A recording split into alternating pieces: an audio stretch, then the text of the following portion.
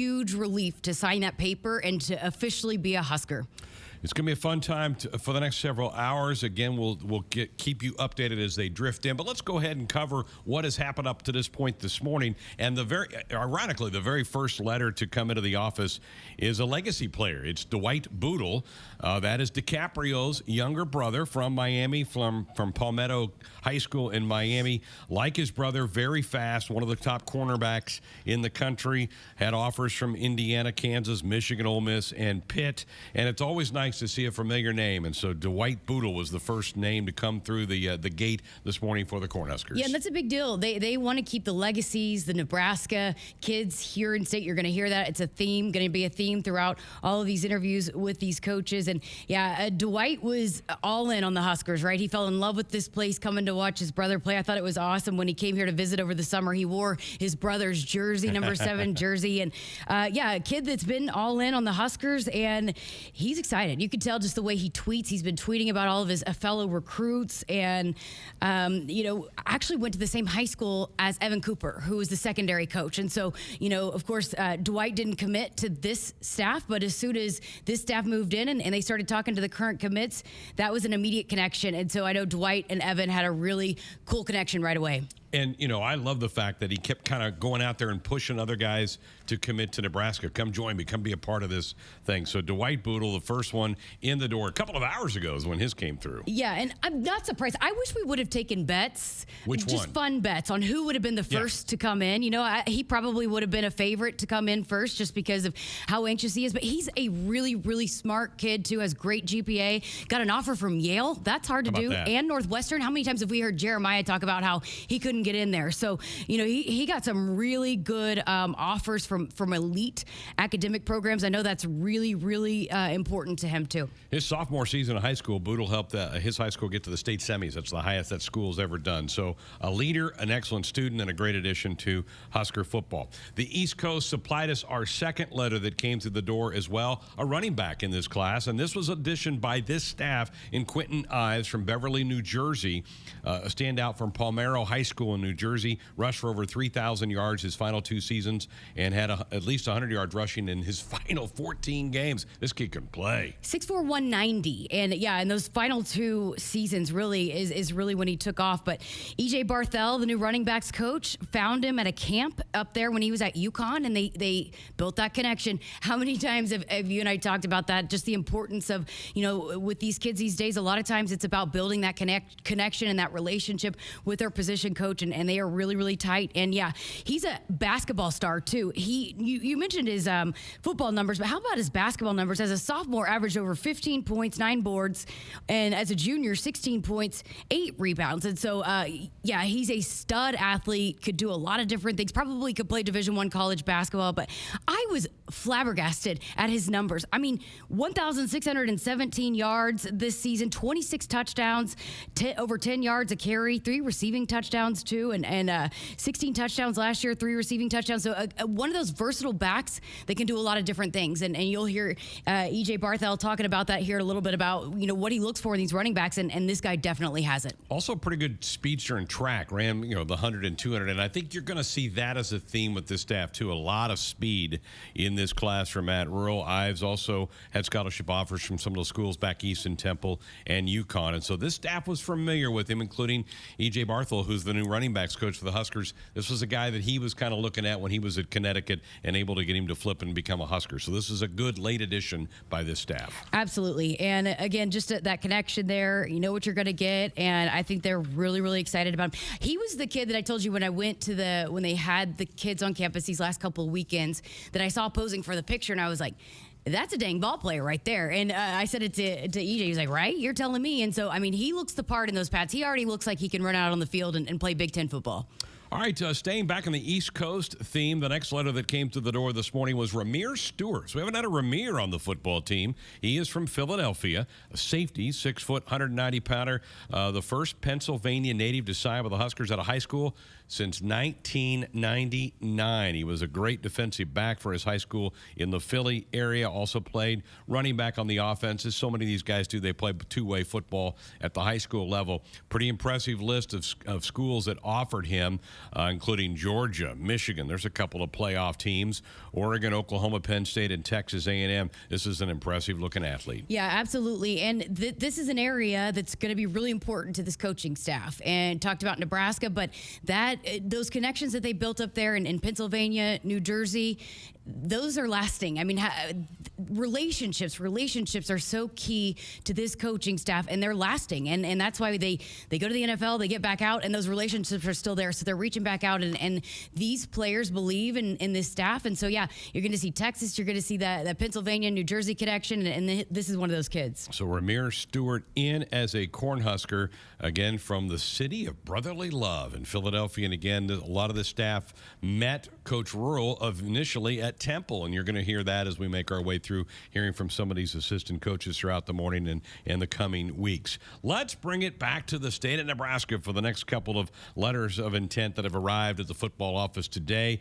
In fact, we're going to go with back-to-back Omaha West Side kids. We'll start with another legacy in a different form. Jalen Lloyd, wide receiver for West Side, who won the Class A championship in the state of Nebraska this past year. Terrific wide receiver, and boy, are his bloodlines really solid. His mom was a terrific track and field athlete here. Yeah, an All-American, ran track here, and he's a national champion long jump. He won the national long jump title at the Nike Outdoor Nationals. It was a track guy, which, hey, this coaching staff loves. They love finding those track guys, but he loves football. I got a chance to talk to him. You're going to hear from him coming up, and I loved getting to talk to him and hearing Coach Satterfield talk about him and how much he enjoyed his conversation with him. Yeah, this is a kid that loves being a Husker, has those ties, and really was really committed after he came here on his visit. He was familiar with Nebraska, won a state title on this field, or was part of the team that won the state title at Westside. But he was familiar, but then once he got to know the coaching staff and came on his official visit here a couple weeks ago, he knew it was a place for him, and he felt at home right away. So Jalen Lloyd, one of those state champions that decided to stay here for Nebraska. And I mentioned earlier with a couple of the guys, speed is a big part of this. This is a terrific athlete that I think this staff feels like they get good athletes here. They will then coach them up, develop them, and turn them into star players for this Husker team. Gatorade Player of the Year in on the track and field was Lloyd at Omaha Westside. And I love getting young men, any athletes, whether it's women's basketball, volleyball, whatever, that come from winning programs. They're used to winning. They're used to walking off the court of the field with a win in their back pockets. Absolutely. I mean, those high school programs that develop are so important. It's why a lot of times those coaches keep going back there, because they know what they're going to get when they go to those programs. And a competitor, obviously, wanting to play two sports, and there's a couple of those guys that are already signed on to play both football and then also run track, and going to be beneficial for the track program as well. And asked Coach Satterfield about Jalen specifically, and he said, hey, we want them to compete, right? We want competitors. And so if you're going to go out there and compete, we'll take it. And you talked about the speed and developing guys. It's also getting them in the right spot, right? Yeah. Some guy might be a quarterback. They want to make a wide receiver. Some guy might be a wide receiver. They want to make a defensive back. And it's finding where they fit best. And I think that's part of the development too, is they might not even know where they see where they fit best. But this coaching staff has a vision for these guys when they bring them in. You talked to Jalen a few weeks ago. We're going to hear that interview a little bit later on. But Jalen Lloyd, a new Husker. A high school teammate of his is where we're going to go next, and that's the kicker. And boy, did this young man have himself a state championship game. Tristan Alvano signs with Nebraska today. This kid was unbelievable in his prep career. If you watched the state championship game here at Memorial Stadium a couple of weeks ago, he was amazing. Kicked the game-winning field goal late. Kickoffs routinely were touchbacks for him as he blasted the ball out of the back of the end zone. And this was kind of a late get for Nebraska. This was a priority for this staff when they got into town to keep this young man home. And he loves this staff. He loves Ed Foley, who's a special teams coordinator. And again, asked Ed Foley about Tristan Alvano. He's like, think about kickers, and you're recruiting them, and you go watch their film, and they're making kicks, but it's what you're really looking for is, can they make kicks in high pressure situations? And it doesn't get any more pressure on the high school level than a state title on the line, a 45-yarder in this stadium right here, Memorial Stadium. And yeah, you talked about his high school career. He set a state record for most points in a season by a kicker, set a state record for field goals in a season and a career. So yeah, I mean, just completely broke all kinds of records. It's crazy that he was not as recruited until they're late, but he's, and we'll ask Damon Benning about him coming up here in a little bit because he was on the coaching staff that coached Westside, and so he has a great perspective on that. But he's been impressive, and he's a soccer guy. Didn't know he was going to play football, and just so happened he's a pretty good football kicker and absolutely has ice in the veins. Husker fans, I can't help but think about Alex Henry when I watch Tristan kick. Alex was the last great Omaha kicker for the Cornhuskers, and Alex, a lot like Tristan, a great soccer player at the prep level, and then turned into just an amazing Cornhusker and had a nice career in the National Football League. So really delighted to be able to say that Tristan Alvano is now a Cornhusker. Let's stay in state again for our next addition to the Husker football team, and this is a coach's kid, Gunner Gottula from Lincoln Southeast. Big fella, 6'5", 280, three-year letter winner for the Knights, Omaha World Herald first team all-selection, and a coach's kid, as I mentioned. And these are important, Jessica, to keep these big linemen right here at the University of Nebraska. How about the offensive line talent in the state of Nebraska this year? And huge. 4 of them coming here. And yeah, Gunner started at left tackle since he was a sophomore. And Coach Rhule, talked about these kids might come in and have played a certain position, but they'll get them in here and see, again, where they fit best. And Coach Rhule is really, really excited about getting his hands on some of these young guys. He came in a little bit late, didn't recruit the guys that he had in his room this year, but he's really excited. That's part of his favorite part of the job is developing some of this young talent. So he's excited about some of these guys and getting them in here and getting them developed and in the weight room and getting bigger and stronger so that they can make an impact here for this Husker football team. Yeah, if you go by, if you're really into the stars thing, this is one of the higher starred guys that Nebraska has in his class in Gunner, and so certainly glad that he is now a Cornhusker. This is a young guy that you did have a chance to talk to here in recent weeks. Yep, sat down with Gunner when he came here on one of his official visits here a couple weeks ago, and yeah, so here is Gunner Gottula.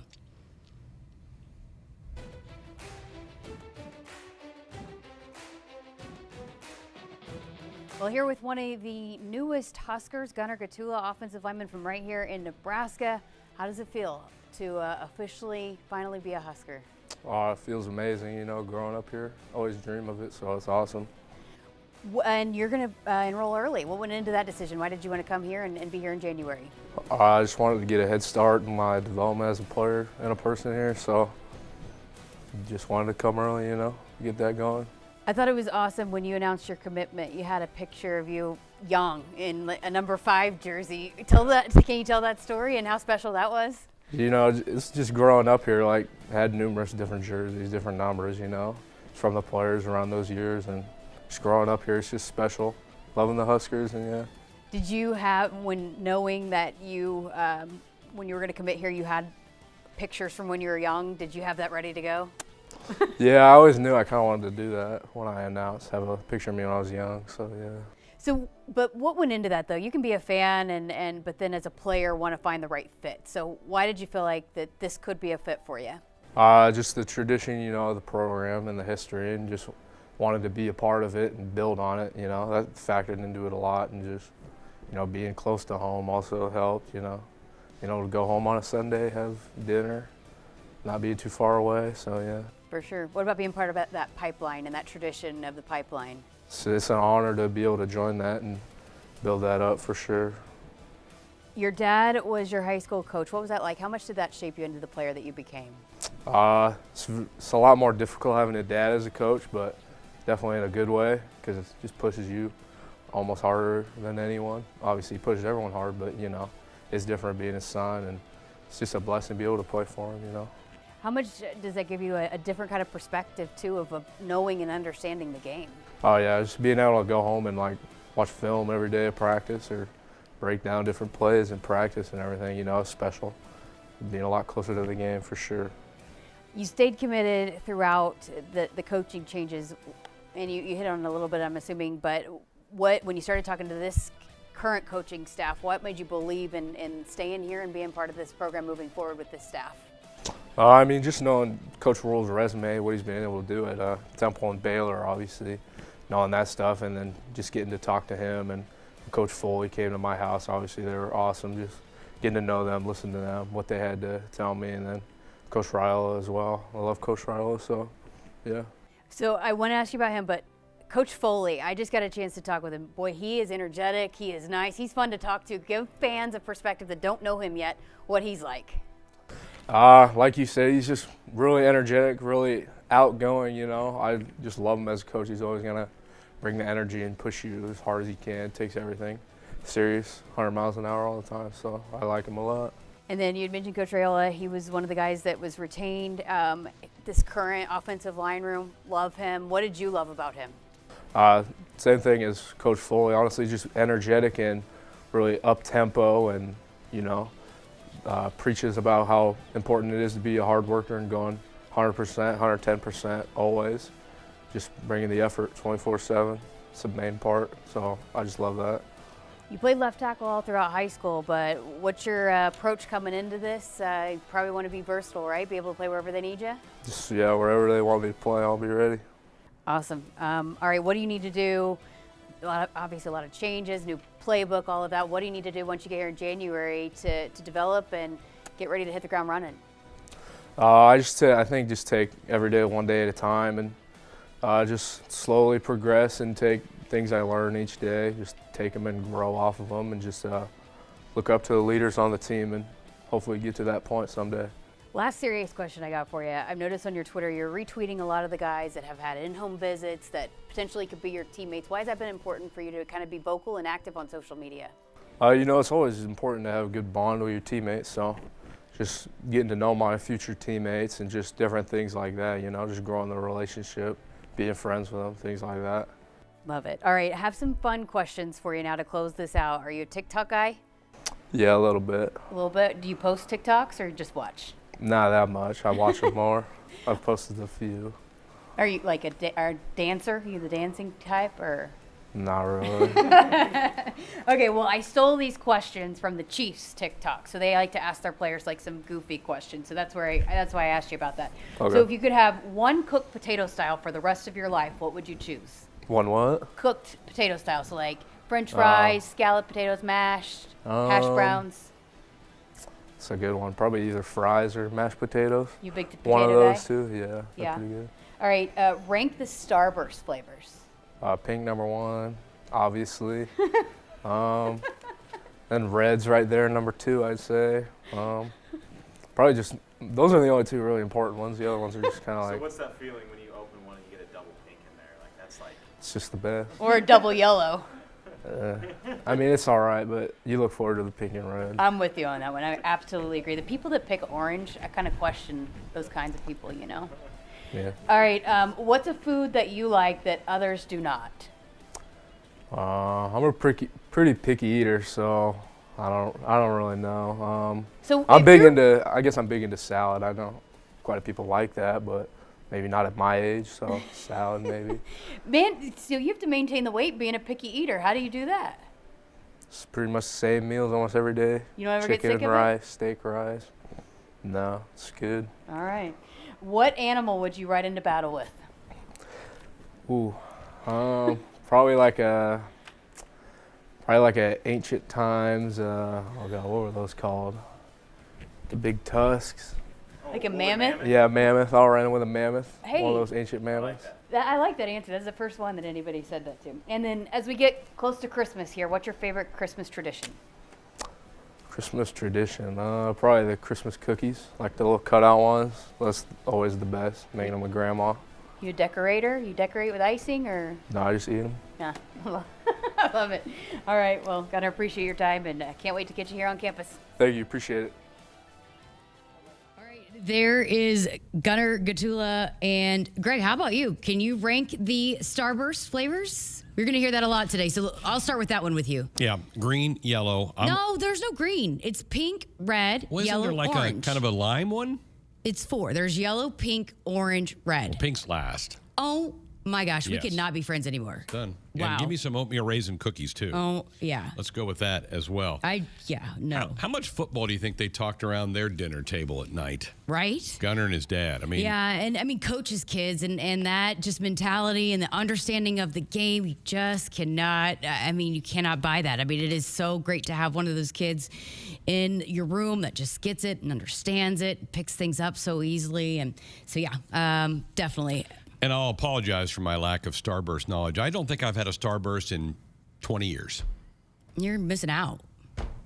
I've lived. I'm okay. You know, Still here. they had, again, the setup when they had the recruits in over the last couple of weekends are just so well done. The entire staff pulled it together really quickly. But that was one of the snacks that they had out everywhere were Starburst. So Yeah. I had a lot of Starburst over the last couple of weekends. All right. I'm more of a Skittles All pink guy. and red. Pink and red. I'll do Skittles. Another coach's kid to talk about, and another offensive lineman as Nebraska gets a late flip from a young man from South Dakota. Help me with his name, Jessica. Majaechock. Jason Majaechock. Okay, Jason Majaechock, 6'4", 320 out of Pierre, and Pierre is the capital of South Dakota. Played for his dad for 3 years at Douglas High School, transferred for his final year, was a North Dakota commit, but this staff got in there. They liked him. They wanted him to be a Cornhusker. He flipped here this week. Yeah, and there's going to be a battle going on between Donovan Raiola and Terrence Knighton on if he's going to be offensive line or defensive line. He's coming in O-line, D-line, so they're going to see where he fits, but they're going to have some conversations because I think both of them want him in his room. You can tell how much they both really like him. I love this quote from his high school coach. He said, "He's a mountain of a man that moves like an avalanche. He'll overwhelm any opponent with his raw power, athleticism. He's got a deep understanding of football, can be trusted to do their job and do it to the best of their ability." But how about that? He's a mountain of a man. I'd say so. Reminds me a little bit of Nash Hutmaker, another South Dakota kid who's played along the defensive line for the Huskers the last couple of years, and he was from that state, and certainly a guy that has done a nice job here at Nebraska. So getting him to come in here, this is again another guy that this staff identified as somebody they felt like could really help them out. Absolutely. I mean, getting that depth on the offensive line and the defensive line, you can't have too much of that, right? And guys that you're going to develop. That's a key word for this staff is bringing these guys along, getting them bigger, stronger, and those are guys that make a really big impact 2, 3, 4 years down the road. And I do have to apologize, and so don't come at me, please, because I didn't know it was Pierre, South Dakota. I've been calling it Pierre. In all my interviews, I call it Pierre, so I apologize. The people of South Dakota, I didn't know. I'm learning all the towns up here, so I called it Pierre. I'm just forewarning you guys. It's where the Missouri River starts. Pierre, South Dakota, a little trivia question for everybody right there. And John in our chat room says he's pretty sure that my stocking will be full of Starburst. Yeah, and Brandon said, Jessica, everyone wants a Greg. He shares the pink. I mean, I guess that's true. At least he gives you the pink because that would be last for me. You can have the pink. So that's cool. All right, another one coming through. This will make number 8. Jaden Doss, a wide receiver from the Kansas City metro area, Raymore Peculiar High School down there. This is a guy that's been committed to Nebraska for a while, had a terrific career for the Panthers down there, and will be another addition to this Husker wide receiver room. 3 years of playmaking down there in Peculiar, Missouri, and he was the top wide receiver in the Kansas City metro as a sophomore, as a career over 2,085 yards receiving, 22 touchdowns.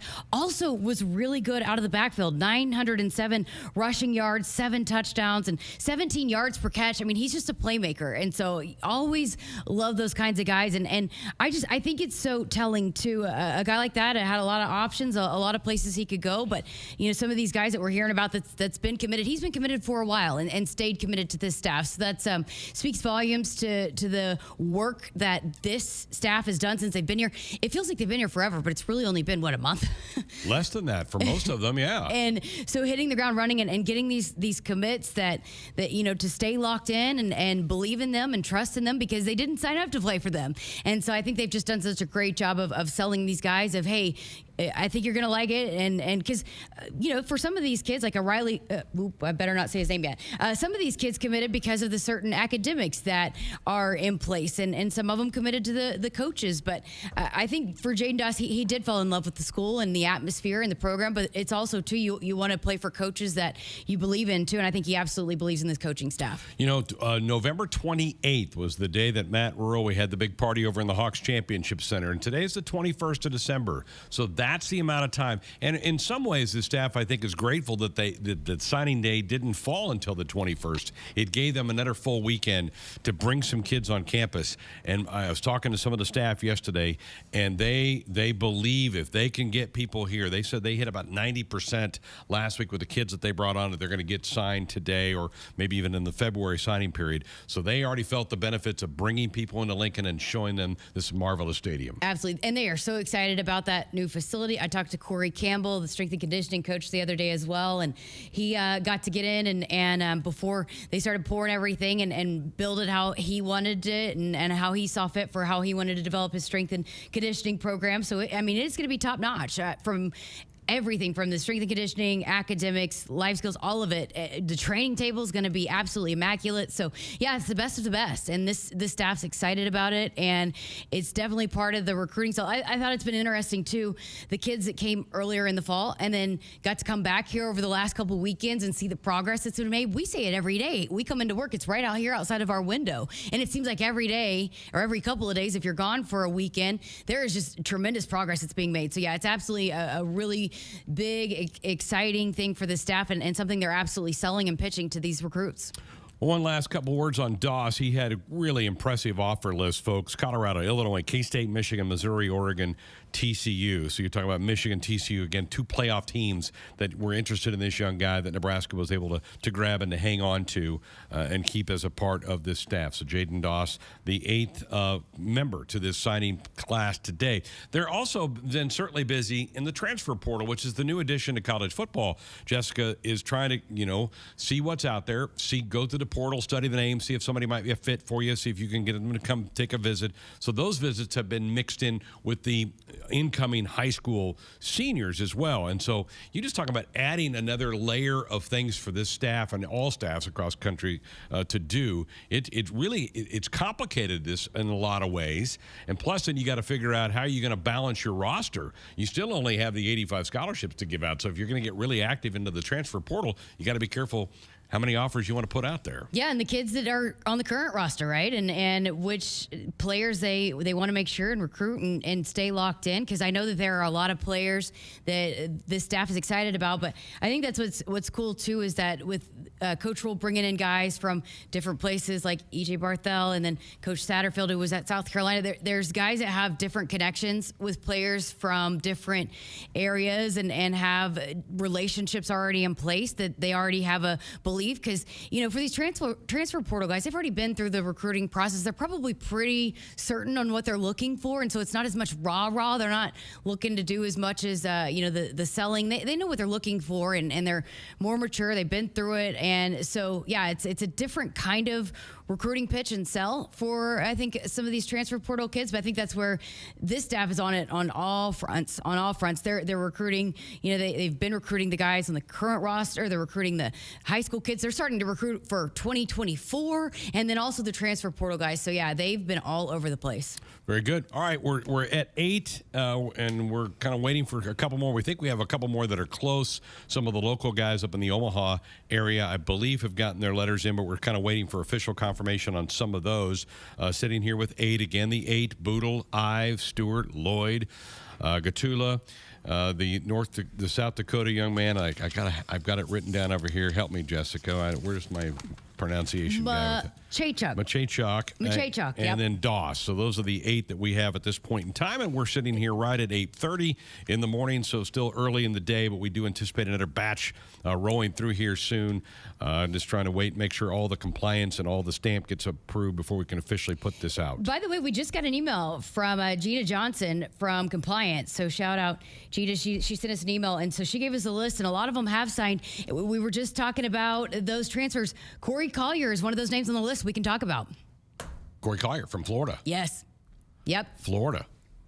Fantastic. So, and again, that's that transfer portal. And what else does Gina have on there? I don't have that pulled up in my batch here. Josh Fleeks, he's a wide receiver transfer from Baylor. So he is going to be a super senior. And he's a guy that was at Baylor, has a connection with a lot of these guys that were at Baylor when he was there. So those are the 2 transfer portal guys in this, as well as Chief Borders is also on this list. So we can talk about him too. And I know they are so excited about getting him. Chief Borders from Florida. So Florida was an interesting place to go. They've also picked up a long snapper in Marco Ortiz from Florida. So 3 Gators going to be Cornhuskers.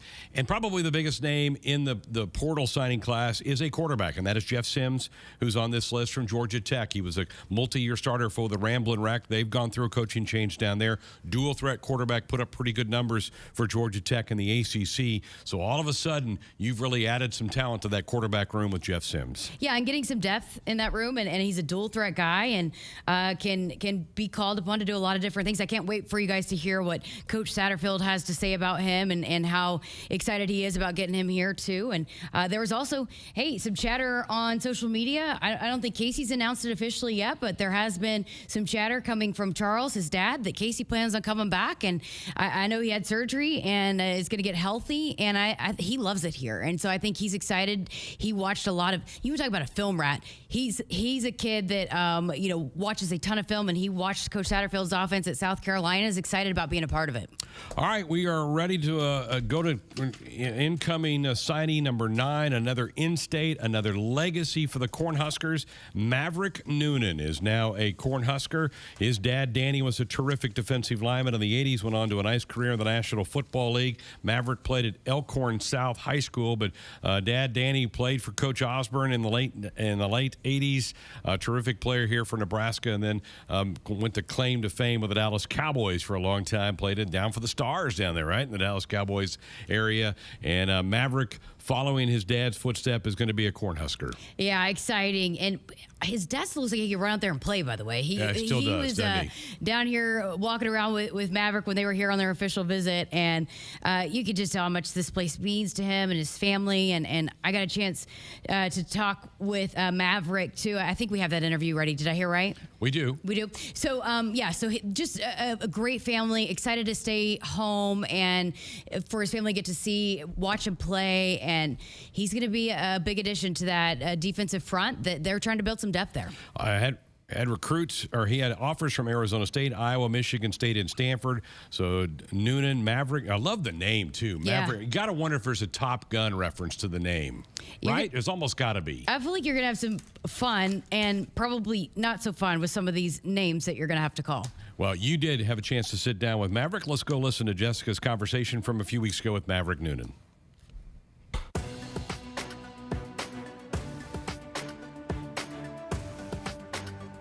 Well, we welcome in Maverick Noonan, one of the newest Huskers in the signing class. Our high school career is done now, and you're getting closer and closer to actually officially being a Husker. I know it's a long time coming. How does it feel that it's getting so close? Feels good. I mean, like I said, that offer was way back then, and it just feels weird, being able to be on the team, and I'm excited.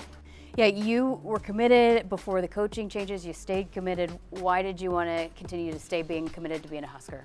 I just like the university, the fans. Everything's great about it. I mean, the fans are always dedicated, always sold out. So, that, and then the university is close to home too. So, all those things I like about it, yeah.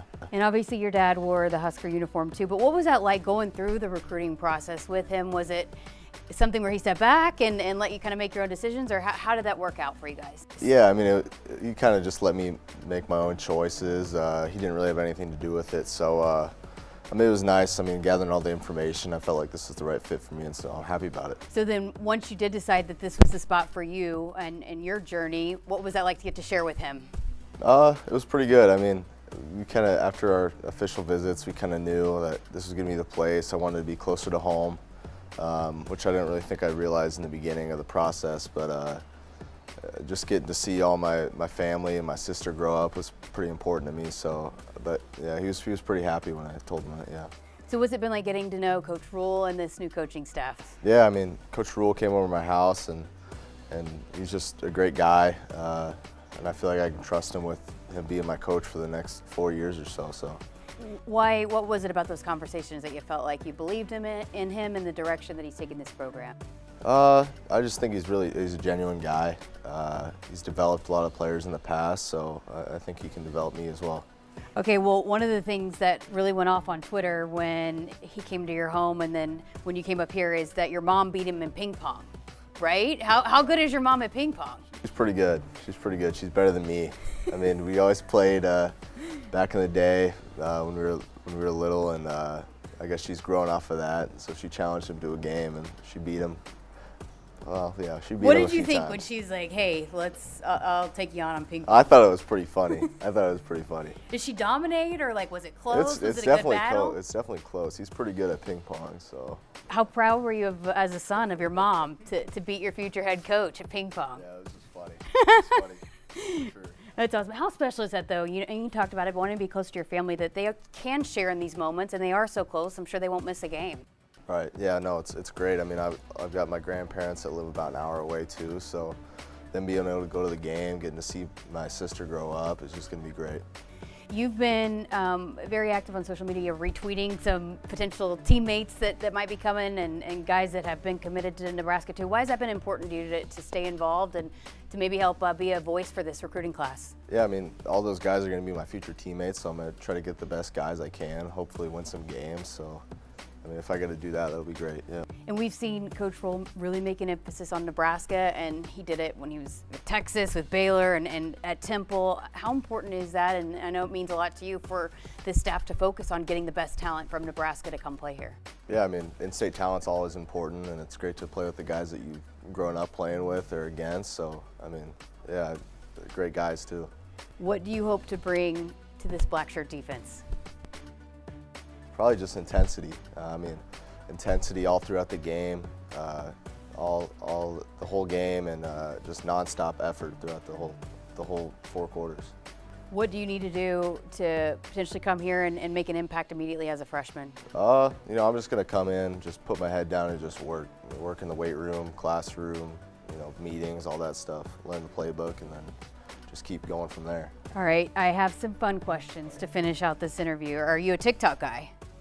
Nah. No. Okay, well, I stole these questions from the Chiefs TikTok. They like to ask their players fun questions. So, one cooked potato style for the rest of your life, what are you going with? That's tough. Are you a potato guy? I'll go with French fries. French fries. Yeah. You like potatoes? Yeah, yeah. Potatoes or corn? I threw that one in there. That's weird because you usually eat them together, so I don't know. I'll go with potatoes. You're a mixer? I'll go with potato. I mix them together. Okay, Yeah. you're one of those guys. Yep. All right, good to know. Rank the Starburst flavors. We got red on top, and then we got pink, orange, and then all the rest of them. Just below Yellow? there. Yellow. You don't like the yellow? No. Do you eat the yellows or you just give them? I'll eat them, but they're definitely not the best. Do you like fruity candy or chocolate? Like. I'll go with chocolate. I'll go Okay. with chocolate. All right. What? Okay. What was the next one here? What animal would you go into battle with? Maybe like a rhino. A rhino. A rhino. Okay. That was the second pick on that, a rhino. And food that you like that others don't. You just heard of teammates. Yeah, that was Teammates, weird. the But spaghetti and salsa and. I don't know if I really have any. I'm kind of a picky eater. So, Oh, you are. Yeah. What's your go-to then? For food. Like, are you like chicken nuggets? Oh, I mean, yeah, that's always a big one. But How many pizza? Pizza. Rolls can you put away? huh? How many pizza rolls? Pizza rolls can you put away? Yeah. Quite a bit. All right, and as we get closer and closer to Christmas, favorite Christmas tradition? Probably just being with my family. I mean, that's always nice. My brothers and sisters that are coming up come up to see us, and that's always nice, yeah. Maverick Noonan, appreciate your time. How about Mom, the ping pong champ? Pretty good there. Are you good at ping pong? I'm not bad. Oh. Haven't played in a while, but I used to be really good in college. Yeah. That whole family, I mean, that's an athletic family. I mean, you start with Dad, who was a first-round draft pick of the Cowboys, and then Maverick, certainly going to be a great black shirt, I think, here. Absolutely. And again, just the importance of keeping the Nebraska kids. It's once you start hearing from these coaches, you're going to hear it over and over and over again. They want to start here. They want to keep that in-state talent here. And it just means something different, you know, for these kids to put on the Husker uniform. They grow up loving and appreciating this program, especially the legacies that understand wearing the black shirt. And speaking of, how about Tony White? Wait till you hear his answer about the black shirts coming up here in a little bit. But yeah, I think he's going to be one of those guys that we'll look to in a few years and potentially could be in the running for a team captain. Very good. Hey, our coverage today brought to you by Woodhouse. Shop Woodhouse first 18 brands, 16 convenient locations, simplified car buying to save you time. Shop finance, buy online at woodhouse.com. All right, we're continuing on. Another in-state young man is going to be a Cornhusker. We go out to the Panhandle to Scotts Bluff. Brock Knutson, an offensive lineman. Whoa, big old fella, 6'7", 280-pounder. And obviously played at Scottsbluff High School, which was home to Garrett Nelson a couple of years ago. And so Brock Knutson going to be a Cornhusker moving forward. Yeah, and a versatile guy. He played right tackle, left tackle, and also played on the defensive line. He came on the radar late, but yeah, I think he's another guy that they're excited about getting in here, developing, getting some weight on him, getting bigger, stronger. And yeah, I got a chance to talk to him too. And you know how what's Garrett's favorite line about Scottsbluff? There's more cows than people. That's not necessarily. Oh, there are a lot of cows out there, though. That's what he. Scott Bluff's a good-sized little That's what community. he's told me several times. That's probably true, because those cattle pens are huge out there. So I had to ask Brock about that. So very cool. He was highly recruited. I mean, this guy had offers from Arizona State, Iowa State, both Kansas schools had offered him, and this is a guy. And a lot of people just don't get to see them a lot because they are kind of out in the the Panhandle. They do make their way back east a lot to play some Class B games, and certainly a good, proud program. And if Brock has close to the same career or half the career of Garrett Nelson, it's going to be a great get for the Huskers. So Brock Knutson, again, somebody that you chatted with when he was back here for his visit.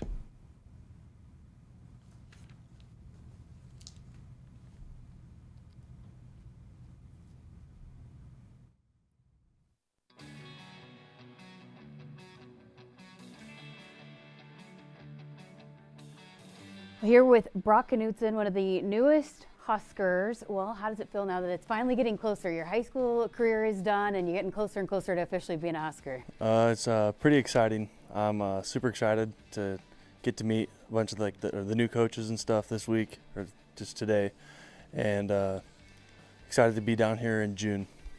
You've talked with Coach Rhule, I know. What's been your take on some of these guys as you continue to get to know them?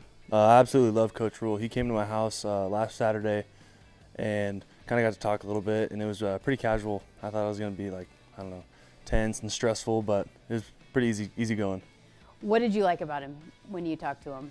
I don't. There wasn't really I just like him. There wasn't no really specific examples of what I liked. I don't know. Just kind of a cool guy. You committed long before there was coaching changes, before Coach Rhule was hired. What was it about Nebraska, and I know you're a Nebraska kid, that you stayed committed here throughout everything? I've been a Nebraska fan since I was little. We've been coming to the games forever, as long as I can remember. And I remember getting my first call from Coach Rhule, and I said, I don't really care who the coach is. I'm coming to Nebraska. That's awesome. I mean, how important is it too? Coach Rhule has made a big emphasis to go to high schools in Nebraska, and this current class and then the ones upcoming. How important is that to keep the local kids, the Nebraska kids, here to come to Nebraska? It's extremely important. I feel as a Nebraska kid, we'll play a lot harder for the whole crimson and cream, and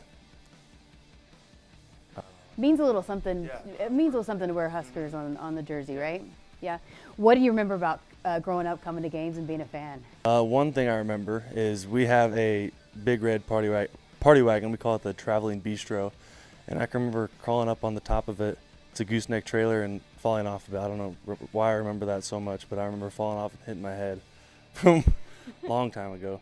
But I can remember one of the most memorable times at a game. I think we beat Michigan by one touchdown on the very last play of the game, and the whole crowd went crazy, and it was so loud. Super fun. That's awesome. Well, hailing from Scottsbluff, Nebraska, one of the current Huskers is a fan favorite around here, Garrett Nelson. What's it been like watching him, an older guy from your hometown, do what he's done here? It was super exciting. Everybody back home his first year was super doubtful of Garrett, and then when we all got the news that he was going to be playing, it was he blew up, and then everybody's like, "Oh, did you hear about Garrett? Did you hear about Garrett?" And he's just been fans. Everybody in the town has been fans of him ever since. One of his favorite lines is in Scottsbluff, "There's more cows than people." Do you confirm that? Do you think that's the truth? Yeah. That's awesome. So your dad was an offensive lineman. He was your offensive line coach, right? What's that? How much has that helped you and develop you into the player that you became? Well, my dad was an offensive lineman, but he definitely knew a lot about offensive line play. Since he was actually a running back, but he's super engaged in college football. So he knows all the different blocking schemes and all this stuff. And one of the, best lineman skills that he instilled in me was attitude and just wanting to tear people's heads off, really. Just being super aggressive. You started as a tight end, though. How much has that maybe helped you, too, is kind of being a little bit versatile? I'd say it definitely made me quicker and being able to move side to side rather than just one direction, being able to drive people. And then Coach Rhule has been retained. How excited are you for that? I know a lot of the current offensive linemen really love him and playing for him, and I'm sure you got to know him a little bit. I love Coach Donnie. I texted him last week and asked him if he was going to get the job or not, and he said he didn't know yet. He was still being interviewed by Coach Rhule. I told him I'd still come visit him in Hawaii if they didn't hire him, but I'm super glad that they kept him. I really love Coach Donnie. What makes you excited to play for him? I'd have to say his love and passion for the players in the game. I don't know, you play a lot harder for someone that really invests in you, so you can invest back in them. For sure. What do you hope to bring to the pipeline, and once you put that Nebraska uniform on? Hoping to bring lots of attitude and aggression, and really just move the ball, drive the ball down the field. I think Husker fans will enjoy hearing that. Okay, I got some fun questions to close this out. Are you a big TikTok guy? Are you on TikTok? I kind of like TikTok, but I don't really make a lot of TikToks. They're kind of just like jokes. Yeah, you just follow, right? Yeah. So the Kansas City Chiefs, they do a pretty good job, and they have some fun questions that they ask their players. So I stole a couple of those. So you can only have a choice of one cooked potato style for the rest of your life. What would you choose? I have to say scalloped potatoes. Scalloped potatoes, I like Yeah. it. Okay. Rank the Starburst flavors. Some people aren't going to agree with this, but I'm going to say orange is number 1, and then probably red, pink, yellow. Yeah, see, I don't agree with you on orange being number 1. I think you're a rarity. I love orange flavored stuff. Okay, what's a food that you like that other people don't? Do you have any rare favorites? Oysters on the half. Okay, I like it. And what animal would you ride into battle on? A hippo. Hippo. Hippos are very aggressive. I feel like it'd take a lot to take down a hippo. I think that's a good choice. It's an offensive lineman choice, too. Last thing, we're getting close to Christmas. Do you have a favorite Christmas tradition? Probably just playing cards with my family. We play a lot of pitch at our house. So, Pitch? What's pitch?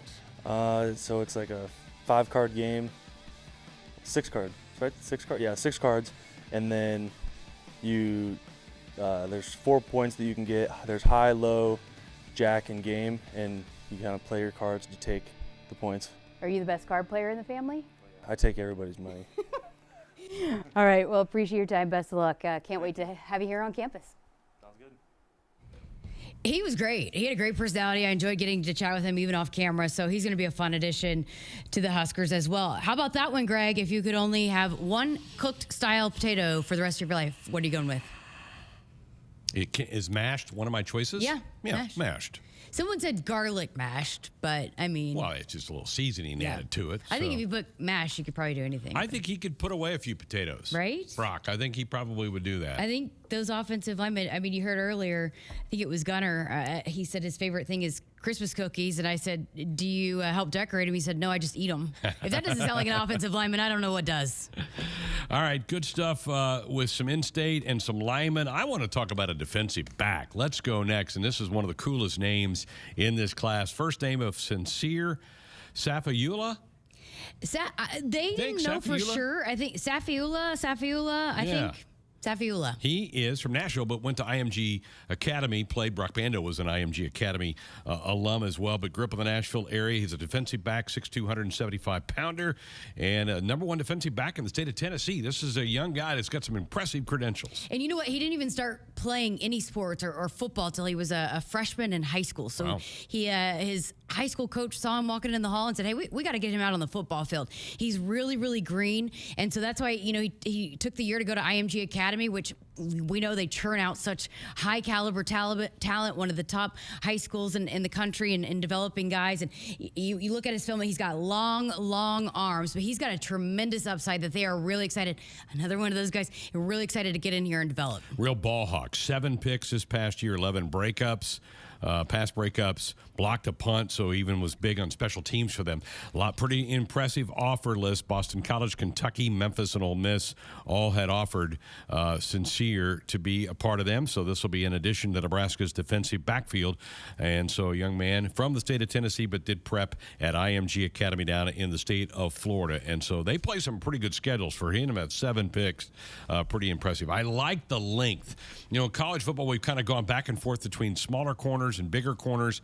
And I think you're starting to see a lot more big wide receivers, particularly in the Big Ten Conference. Long wide receivers. You need longer corners. Sincere certainly fits that bill at 6'2". So excited to have him as a part of Cornhusker football moving forward. All right, let's come back in-state. Another legacy edition of Husker football as we go to Creighton Prep up in Omaha. Sam Sledge, another one of the offensive linemen. And you mentioned it earlier. What a year for offensive linemen in the state of Nebraska. Sam, 6'4", 270-pounder.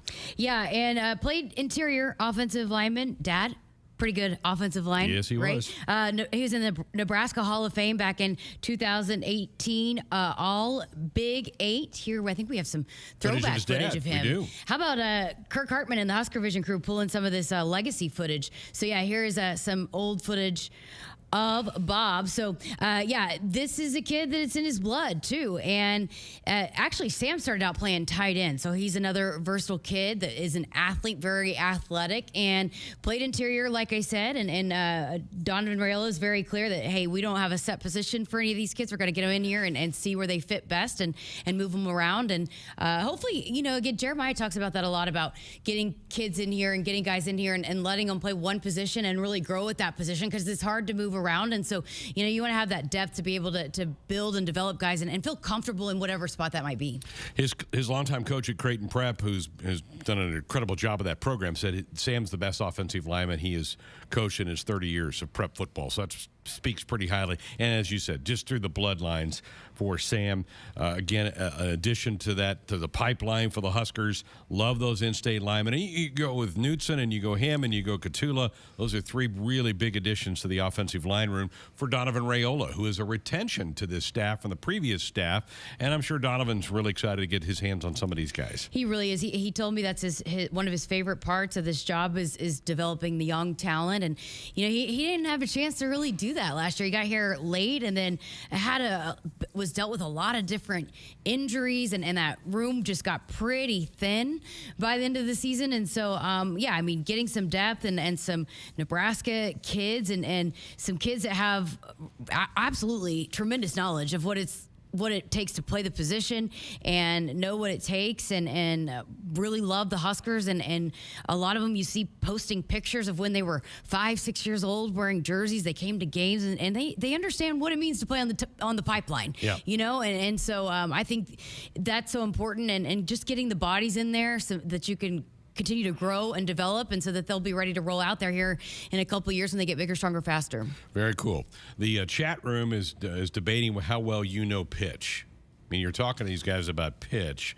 I don't know that I've ever played it. I know what it is, but I don't know that I've ever played pitch. Yeah, so I didn't know what pitch was. And Alex Verherk, after I asked that question, he said, that was a dumb question to ask. There's a lot to it that's just really hard to explain. But no, my family plays spades, gin, rummy, you know. So, yeah, that's what we play. Yeah. All right, very good. All right, one more to add to the list. We're going to go to the state of Texas, to Manor High School down in Texas. Princewill Umanmielen.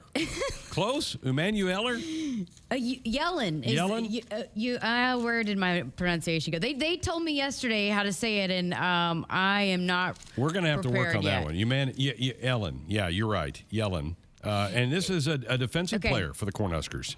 Umanmielen. Okay.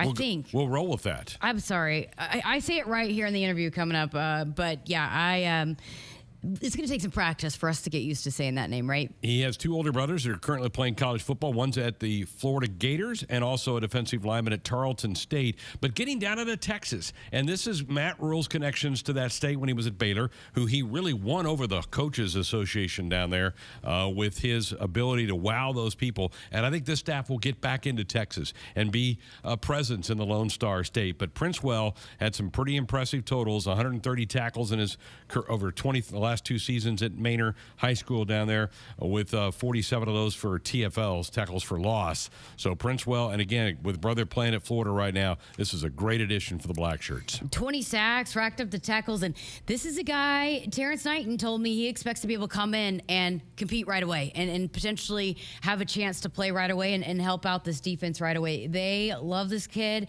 and I mean, you can see on his film. So yeah, that pipeline to Texas, and we said Manor, right? Was that Manor. We had a text on the text line. Well, it's like the car in Cars.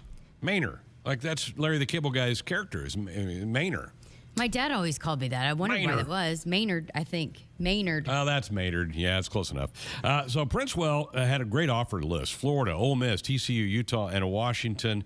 Really good get here for this staff. And this is, again, what this group picked this up in the last 3 weeks to get Princewill to come to be a Cornhusker. So a nice addition for Nebraska football, getting Princewill to be a Cornhusker and a future addition to the Black Shirt list. So pretty cool stuff right there. Again, our coverage brought to you by Woodhouse. Shop Woodhouse, first 18 brands, 16 convenient locations, simplified car buying to save you time. Shop, finance, buy online at woodhouse.com. We've hit a bit of a breaking point in our coverage. I do believe we do have Jalen Lloyd coming up here shortly, so we can keep it here for a minute if you want. Yep. Okay. So I don't know. They're going to let me know when it's ready, but I do believe it's coming. All right. So, again, we've rattled off. We're at I've got us at 12 right now that are officially in-house for the Huskers here on signing day. The first of 2. There still is the one in February, but it has lost its significance. A lot of these kids like to get it done, get it kind of over with, and they've taken some visits during the season and right after their seasons end at the high school level.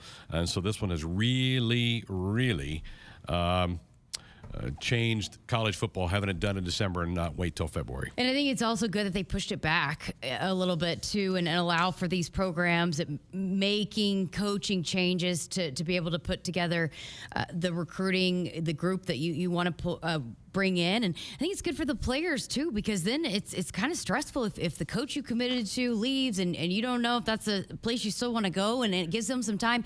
And we've mentioned this several times on Sports Nightly about the NCAA rule that even if a kid comes here for an official visit earlier on in the season, if there's a coaching change, you can come back. Normally you're only allowed one official visit to a place, but they're able to come back. And so a lot of these kids did over the last couple weekends. And how many commits did we see over the past couple weekends because of those last 2 weekends? And so, yeah, it's really, really important. I think it's good that they pushed it back a few weeks and allow the kids to be able to, it can be a rush decision. I talked about that earlier. It can be a lot of pressure, but to be able to take their time and really know where they want to go play their college career.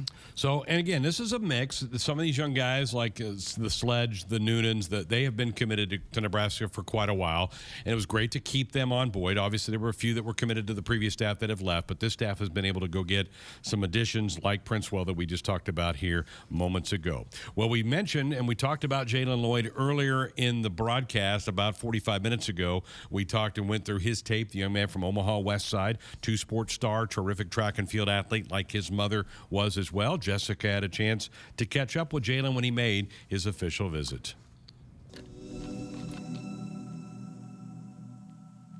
Here with wide receiver Jalen Lloyd. Well, you went through, came on an official visit here to Nebraska, and you had the uniform on. How did all of that feel? It felt great. It's weird because my mom, she graduated here. She ran track here. My dad graduated here, so it's almost like a tradition to go here. And just seeing her name on the track boards is crazy to me. I could be somewhere in here too.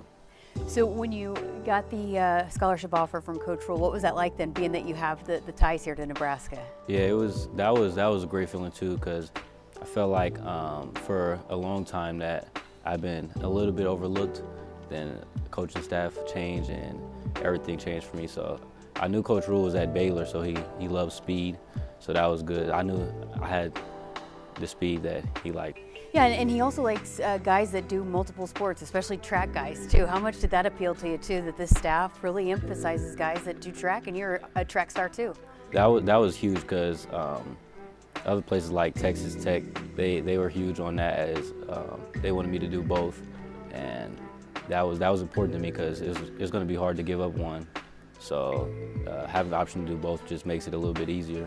What do you like about track? I just like to compete. That's main thing. What do you think? You said that you maybe have been getting overlooked a little bit. Why do you think that was? What do you think that this coaching staff saw in you that they wanted to give you that offer? I think my size is not the best, but I think this coaching staff sees speed, and like most NFL receivers are about maybe 6 foot. But I'm 5'10", and I got speed, and you can't really teach speed. So I think that's what they see. Absolutely. Hey, it wasn't too long ago you were here on this football field winning a state title. What was that like? That was crazy. I was actually hurt, so I couldn't play in the game, but cheering on my teammates was crazy. The last play of the game, Tristan, he's also here with me today. I was nervous, but I knew he could make it, so it was good. I'm glad he did make it. You talked about your mom running track here. How much influence has she had on who you are as an athlete, both football and track? She's meant a lot to me. She's been coaching me in track since I was 3. She taught me how to triple jump when I was 3. So that's crazy. To triple jump at 3 is, you don't see that a lot. And in football, she's always there to support every game. She wants me to. She just wants whatever's best for me. That's why I love her the most. That's awesome. And what's it been like for them to be here and see you in the uniform? It's been great. They've been on every recruiting trip with me, supporting me wherever I go, and they'll be happy wherever I go. All right, so for fans that haven't seen you play high school football, what are you like on the football field? What are you like as a wide receiver? You mentioned the speed, but what can fans maybe expect from you? I like to mess with my corners a lot, like just line up a little bit different to make them adjust their alignment, because I know they're worried about my speed a lot, so sometimes I like to scoot in a little bit to make them line up outside of me. If I'm running like a post, I can get the inside a little bit easier. So I like to play little games with my defenders. Awesome. All right, are you a TikTok guy? No. No. Okay, well, on TikTok with the Chiefs, they have some fun things that they do where they ask their players fun questions. So I'm going to wrap it up with some fun questions for you. Okay, one cooked potato style for the rest of your life, what would you choose? It's like mashed, French fries, scallops, hash browns. Fries, for sure. French fries, all right. Rank the Starburst flavors. What are the Starburst flavors? Pink, red, yellow, orange. Okay, pink is the best. Like it. Red second and orange third. And yellow fourth? Yellow fourth, yeah. Okay. What's a food that you like that others don't? You have any weird tastes that you like? Actually, my mom, she eats spaghetti with salsa and sugar. So I think that's pretty good. Wow, that's wild. I definitely have never heard that. What animal would you ride into battle on? Would you choose to ride into battle on? A cheetah, because we're both fast. I like it. That fits. Last thing, getting close to Christmas. What's your favorite Christmas tradition? I like to watch other people open their gifts and watch their faces. It's kind of funny sometimes. I love it. Yeah. I love that too. All right, appreciate your time. No problem. Really good. How about that? Spaghetti with sugar and salsa. Different, right? Yeah, no, he was great. I know the track team's excited to have him. Obviously, the football team's excited to have him, and I really enjoyed getting to chat with him. And we'll be able to talk with Damon, who's coming up here shortly, a little bit more about him. But we have to apologize because we said a pronunciation wrong, and heat of the moment, we're trying to keep everything straight here, and we got papers all over the place. We're getting live stats and everything as we go. So Umanmielen. Princewill. Yes, Princewill Umanmielen. Cool. That'll be a fun one to say. It's a little bit like how long it took us to figure out Indomitian Sioux. That took a long time, and people took 2 to 3 years to get Indomitian right. And then once you get it, it's fun to say. So Umanmielen. So Princewill, great to have him part of this Husker class here today. It is signing day part 1. It's the late December, early Christmas present for a lot of Husker fans to watch this and be following this day as this staff puts their first stamp on Husker football with the additions to the group here today. Damon Benning's going to join us here in a little little bit. Obviously, was part of that Omaha West Side staff and can talk so much about all these in-state kids that have, including Jalen, that he'll be able to talk to us and bring us a part of moving forward. So looking forward to having Damon join us here in just a couple of minutes on our coverage here of Husker signing day today. And it's been a good haul to this point in time. We still have some guys that are going to make announcements later this morning, so we're still kind of on edge on a couple of different names that are out there. Yeah, waiting on a few, and coming in all throughout the day. I know some recruits will like to have their ceremony and all of that, and but a lot of them have come in, and I really wish we would have taken a bet on who would have been the first one in. One through. Yes. Bootle being the winner of that. He was the first one that came through the door early today. Those East Coast kids have an advantage. They got that extra hour. They can pop that thing in there and get it going. I wonder if he wanted to be first, too. You gotta imagine maybe he did. Damon is working on getting on right now, so we'll have him any minute now. Okay, very good. So we've been making our way. We've been on with you for just over an hour as we look at the clock here, and it's been I don't know that there's really been any big surprises to this point in time. There hasn't been an addition that we kind of go, whoa, didn't expect that to come through the door yet today. Maybe at some point in time that may happen here this afternoon as we continue to kind of follow along with all the letters that are coming through. I really feel bad for the kids, particularly in the Lincoln area, that with school called off today with impending bad weather making its way through. They couldn't have the big signing ceremony with a lot of people, a lot of their classmates there to root them on and cheer them on. So that's a little disappointing that couldn't happen for some of those local kids here today. Yeah, absolutely. I got to figure out if I can drive around in this. Well, you need to get south. You got some vacation time coming up. You can head south and do gets a little bit. Although this thing's going to move all the way down into the southern part of the country. This big blast that we're getting here coming through later today. So people be safe out there, and we'll keep you busy. In the chat room, they're saying, "Man, you guys are making it so hard to work today. I can't get work done. You're popping names at me. I'm listening to these great interviews, and so we apologize. And tell your boss that we'll write you a little note to get you out of some extra work today because you're watching Husker football. Right? It's the same. Just copy and paste the note we sent you for Coach Rhule's press conference, and exactly. just stick with us all day. And it's big times around here. It's exciting times. There's a lot of momentum, and we're excited to be talking about these newest Huskers. Coach will have a press conference. He's going to join us later in the morning after some of this gets settled down, so he's going to make an appearance on our stream here this morning. Then does have a full press conference this afternoon. He'll be answering a ton of questions about the class, probably about the staff as well, as we make our way through this National Signing Day for the Cornhuskers here today. I love the mix of guys from around the area, the 500-mile radius. We've had a handful of them, but then also this staff's influence with going back east and getting some young men from Pennsylvania and from Jersey as well. Yes, and I'm told we have another interview ready. How about let's talk a little Riley Van Poppel. Hey, okay, I like this one. This is another guy with a great bloodlines. His dad was a terrific pitcher in Major League Baseball, Todd Van Poppel, and this is a guy that I'm really excited about as we take a look at his little video popping up here. His entire family is super athletic.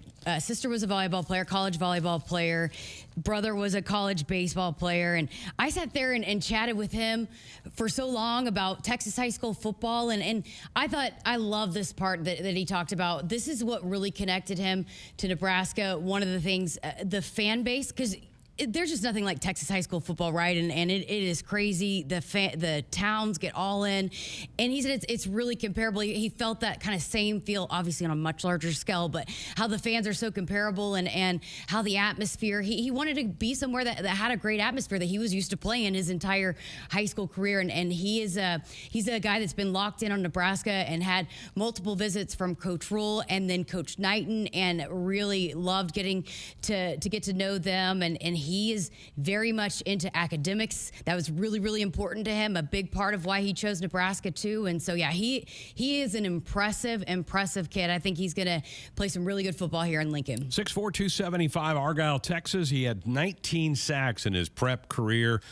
Four-star player, for, again, those of you who love the star game, and a really impressive list of programs that had offers for him, including Michigan, Florida State, TCU, and Washington State. So, again, a couple of playoff teams that had made offers to Riley. And this, I think, is a tremendous get for the staff. So he did play baseball for a while growing up, obviously. Had to do that, yep. Right? I saw him hit a home run you can only imagine how far that thing flew. Sure it did. His dad was Todd Van Poppel, 1990 Major League Baseball first-round pick. Had a nice career in the big leagues, and so getting Riley as a Husker was a huge catch. Yeah, and if you're watching his film here, you're seeing his senior year, too. I was watching. He moved a little, was playing some nose tackle, was playing some defensive end. So, again, a guy that maybe could be called upon to do some different things. He's also big. He's a big guy. So, I think he's going to put in the work and do everything that he needs to do to be able to come here and hopefully play early. And I actually got a chance to talk with him when he was here on his official visit a couple weeks ago.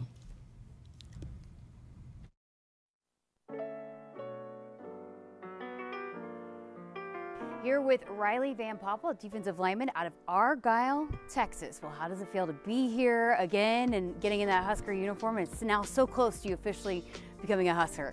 It's great to be back. I haven't been back, or I was back for a game.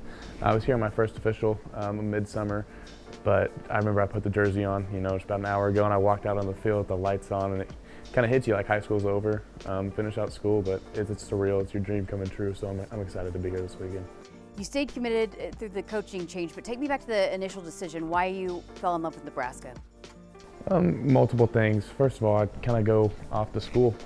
Education was a big thing in my decision. I think it's a great school, somewhere I can go to the business school, what I want to major in, what I want to do. And then also the football. Everyone looks at it as they're on the downside, but that's not how I look at it. I want to be a part of turning this thing around. I want to be one of those names that's remembered for turning the program around, and the fan base, loyal, they love you, and just the coaches, the people in Lincoln, everything about it. When I got here the first time, I knew it was home. So that's amazing. Love that answer. Matt Rhule is a guy that is very well known in Texas. So what was your perspective when he took over here and brought in a lot of the guys that were at Baylor? I mean, they really won over the state of Texas when they were there. I didn't really know much about him when he was in Texas or when he was at Temple or Baylor, any of that. I knew about him at Carolina, and then obviously he was fired there. And then whenever the Rhule stuff kind of happened for Nebraska, I looked into him a little bit more, kind of studied him, figured out what he did, and what he did at Baylor is impressive, what he did at Temple is impressive. And everyone kind of compares him to the NFL, but to me, college and NFL, two completely different games. So I got excited when he got the job. He's going to come here. I think he's the right guy for it, and I'm just excited for the future. He came and saw you and had a home visit pretty quickly after he got the job. And in fact, you tweeted it was an amazing home visit. What was it so amazing about it? Finally getting to meet him. You go those months of the speculation, you don't know what's going to happen, you're curious and you're antsy, and then you put it to bed and then it comes back up again. But just getting to sit and meet him. I remember he came to my school, I talked to him there, I got to talk to him, see him in person, not over the phone, and then we went back to my house, he met my parents, we ate dinner, and just continued to talk and just building that relationship. That's big for me. So getting to build that relationship and just, like I said, finally get to meet him, it was unreal. It was nice. You posed for a picture throwing the bones. Did you have to tell him how to do it, or did you have to show him how to do it? He actually, I'd get like this, thinking we're just going to take a normal photo, and he threw up the bones first. I was like, oh, look at that, perfect natural. So I threw him up with him. Hey, he's already got it down, right? Yes, ma'am. How much are you looking forward to throwing the bones after you sacked the quarterback for the first time in Memorial Stadium? I'm really excited because there's a few times I did it this past year in high school. I've already, my team knew that this was my celebration this year. I'd make a big play and I'd pop up and give them the X. And it's funny because all the student section, they didn't know it was a Nebraska thing. They thought it was like the Des Bryant X. I was like, it's just not what it is at all. That's awesome. So you got to practice it right away. That's awesome. So then it wasn't much longer after that, then Terrence Knighton came to Argyle and spent some time with you. Yes, ma'am. He came in earlier this week. He texted me on Sunday and told me he was going to come in and see me. And that was good because he was going to get down to one of my playoff games a few weeks back, but travel stuff happened. He wasn't able to make it. So I kind of talked to him on the phone, met with him then, and then just kind of getting to talk to him about D-line, where he's been, what he's done. It was cool to get to meet him and then be back up a few days later, and now I get to see him again, so it's awesome. What did that mean to you that Coach Rhule had already come and see you, that Coach Knighton wanted to come see you too? It means a lot. It kind of shows that they care. They want to build that relationship, and they want to get to know me as much as I want to get to know them and how I'm going to fit into the program and what they see in me and to fit into the program. 10 sacks, 17 tackles for loss this year. We're going to see a lot more of that playing for the Black Shirts? Yes, ma'am. That's the plan. How have you been able to be somebody that can get in the backfield and cause so much havoc? I think I work. My dad's taught me how to work in the off season. My whole family has. They've given me that drive. So I put in the hours when nobody's looking. I put in the hours in the weight room, on the practice field, with my teammates, or whether it's with my trainer. And then I think when the lights go on, I'm a big mental guy, so I just mentally get prepared. And when the first whistle blows, I don't think, I just play. I think my reactions take over, and that's what helps me. Thank you. Appreciate it. So he had to run. I didn't get a chance to ask him my TikTok questions, so you didn't get to hear about his starburst and all of that. But darn it. I mean, he is so impressive. I really enjoyed getting to chat with him. And, he was talking to Argyle, actually just moved up classes, and they were one game away from playing for a state title after moving up. And we're right there in the state semifinal game. And so, yeah, and the defense locked down one of the state's best offenses in that state semifinal game. So, yeah, I think he's coming in and hoping to hopefully help out immediately and make an immediate impact. That's, you're right about the state of Texas. You play at a high level down there. It's just almost, not that they don't play good high school football here. They do, as apparent by some of the young men that we've added to the class here. But getting Van Poppel in here, it's amazing some of the legacy from the standpoint of whether they're Husker legacy or just a parent who was an incredible athlete. It's pretty impressive in this class. It really is legacy. There's a lot of those, and it's important, and the kids in the state and locking down Nebraska, and then it's just I think it's cool to just seeing the connections that are still absolutely so important, and those relationships are so strong that they've been able to bring in kids from Texas and from the East Coast as well. Very good. We're still waiting for a few more to drift in here this morning, and so we're just waiting on that. Damon Benning's going to be joining us here, I think, fairly soon. We do have EJ Barthel ready to go if we want to go to him and come back to Damon. The new running backs coach for the Cornhuskers, right? Yep, got a chance to chat with him yesterday. So he talks all things about, joining this staff and why he wanted to come be a part of Matt Rhule's staff and what they're doing here in Nebraska, and also talks about that running back, Quentin Ives from up there in New Jersey. So here is EJ Barthel.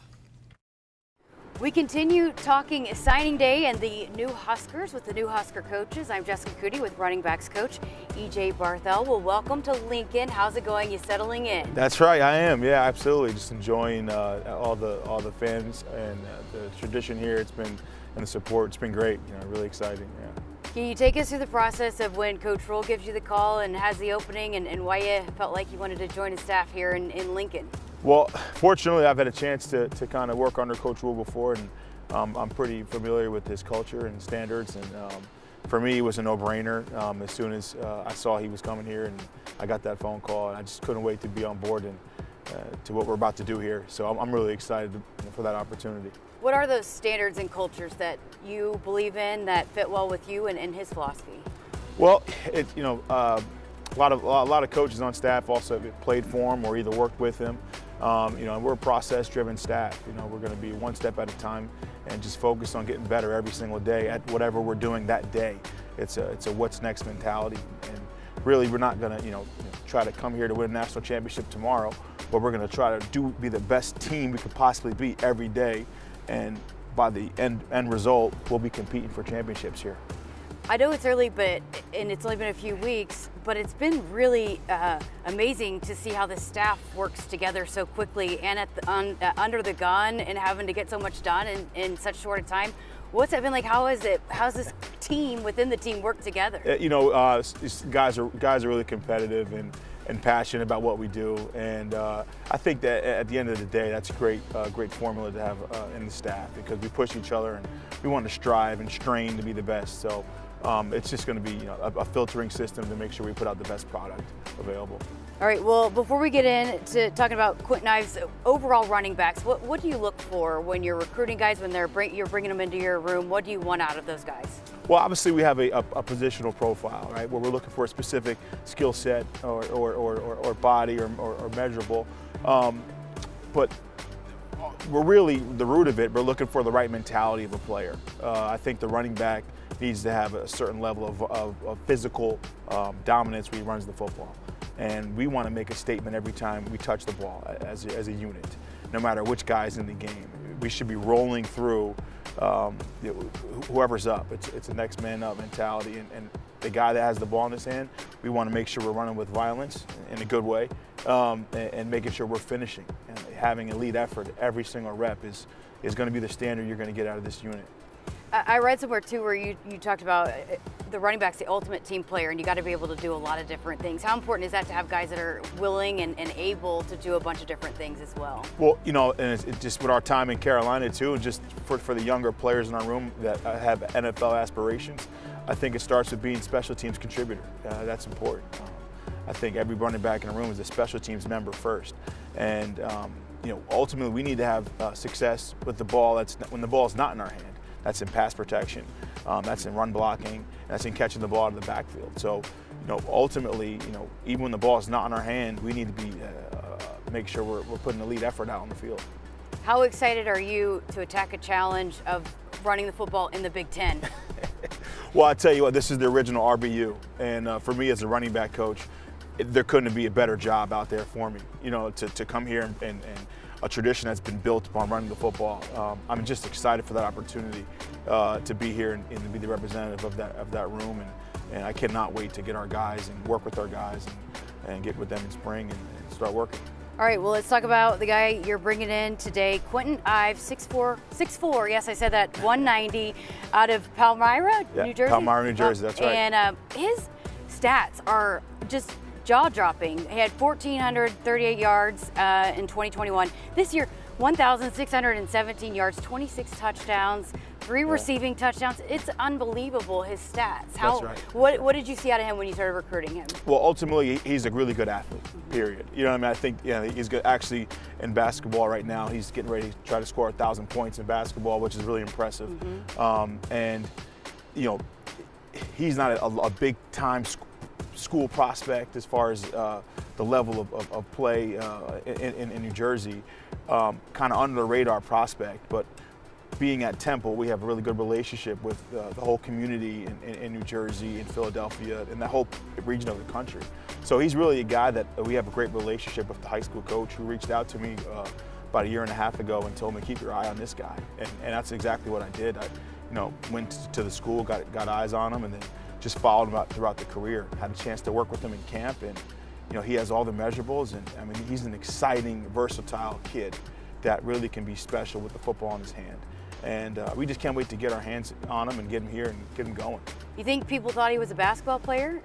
The kid can do anything he wants, to be honest. You know, he's that athletic, you know, and you know, I just can't, you know, I can't really stress how important that is for us to find guys that have elite athleticism and have that versatility to do multiple things. And he's one of those guys, for sure. You talked about him on the basketball court. Last year, over nearly 17 points, 8 rebounds. As a sophomore, 15 points, 9 rebounds. Yeah, I mean, he legitimately probably could play college basketball. He too. probably could, you know, to be honest. I'm sure he's getting recruited by other schools, but I'm glad he's playing football. Describe him as a running back. What's he like out there? Well, he's got really good vision, and he's got the ability to separate from the defense.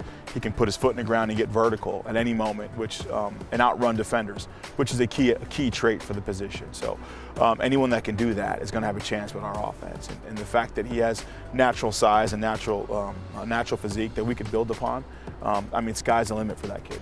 And you've gotten to know him, and he has said how much you mean to him too, in that relationship too. So what's he like off the football field? You know, just a very humble, appreciative person. You know, I mean, the kid, you know, wasn't highly recruited and didn't really give a lot of schools that threw opportunities at him. So he's very grateful for an opportunity. And it's very evident when you talk to him how humble he is and how excited he is to show and prove who he is. So that character is somewhere was rooted the right way with his family.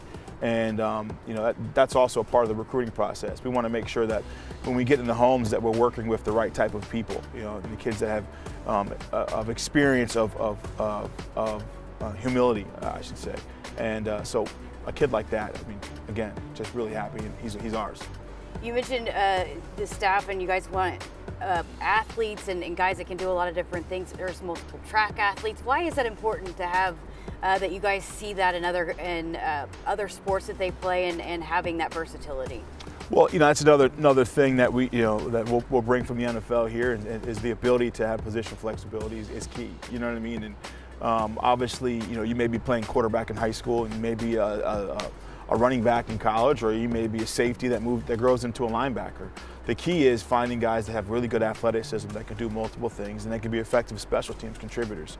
So it's not about just finding guys that are good at that position. So the more they do on the field and the more they do in other sports as far as competition goes, I mean, that's really what you're looking for. And development, that's a big key. We've heard from Coach Rhule. How important is that to you too, is developing players too? I think it's everything. I think especially when you're dealing with high school guys, right? And now with the whole portal way of recruiting now. Anytime you have a chance to get a kid that's young and you have a chance to have an emotional connection and development process, physical and emotional, I mean that's what you're looking for, because you want that kid to be molded into your standard of how you guys do things, right? And it's really key that a kid understands you as a coach as well, because the communication barrier is really important when you're developing a young player. All right, time to breathe and relax a little bit over the holidays. That's right. Yeah, that's right. Always recruiting, but yeah, for sure. Yeah. All right. Well, happy holidays. Appreciate your time, and we're excited to have you here in Lincoln. Thank you. Yeah, that was EJ Barthel, the new running backs coach. And I think we have another running back on standby, right? We do. Our very own Damon Benning joining us now today. This is an exciting day, right? This is for, if you're an athlete, this is a life-changing moment. If you're a high school coach like yourself, it's a proud moment, right? What a day. Yeah, it's fantastic. And, a lot of the hard work comes to fruition, kind of a culmination of everything that you've worked for, and I'm excited. It's a big deal, and you got another 3, 4, 5. I mean, Greg, Jessica, you guys, we've done a couple broadcasts for sometimes. Guys got 6, 7 years of college, so this was pretty exciting.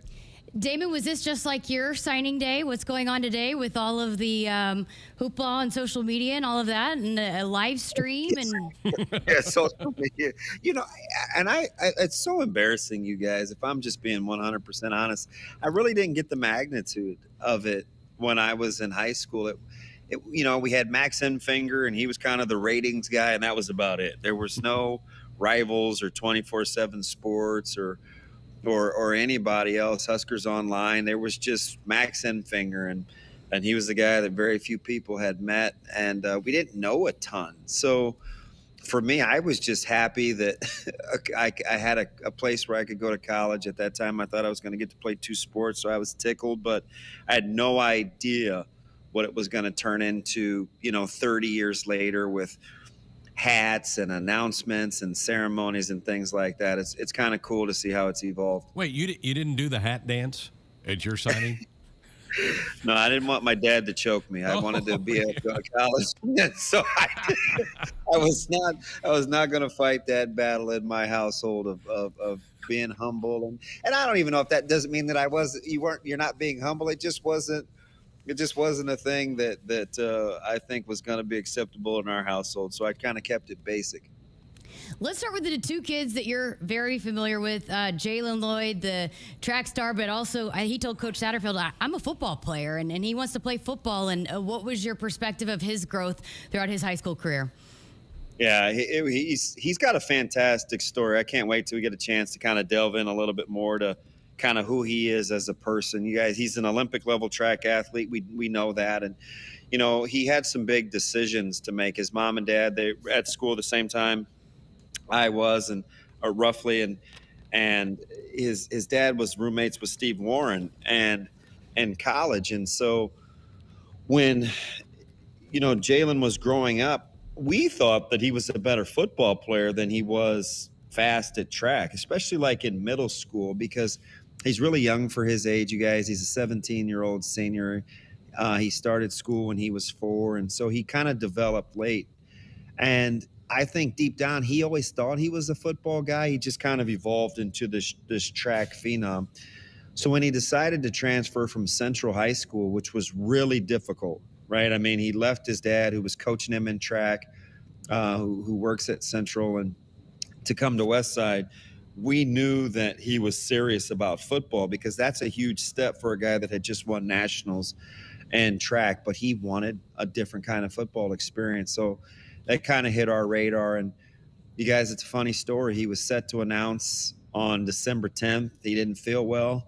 He texted that his voice wasn't very good. He felt like he had the flu, and he got the offer the very same morning. And it's just funny, God's got a funny sense of humor, how the timing worked. Nebraska got in there. He delayed his announcement, which originally was between Georgia, I think Florida, Texas Tech, and one more.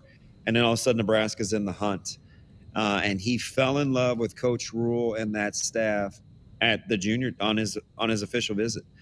And he talked with Tristan Alvano, and they were former youth teammates, which is even more funny. But just the authenticity and guys really being honest with him and him feeling like he was wanted. He's such a quiet kid, and they came on strong and they came on late. And the rest is history. Hey, he said earlier, he told us, I asked him about if they have weird foods that they like that other people don't, and he said spaghetti, salsa, and sugar. Yeah. He's, so we have team dinner every Thursday before Friday games, and he's always looking for something to put on his pasta. The whole salsa thing, maybe. But the sugar thing, yeah, I don't know. I gotta shake my head.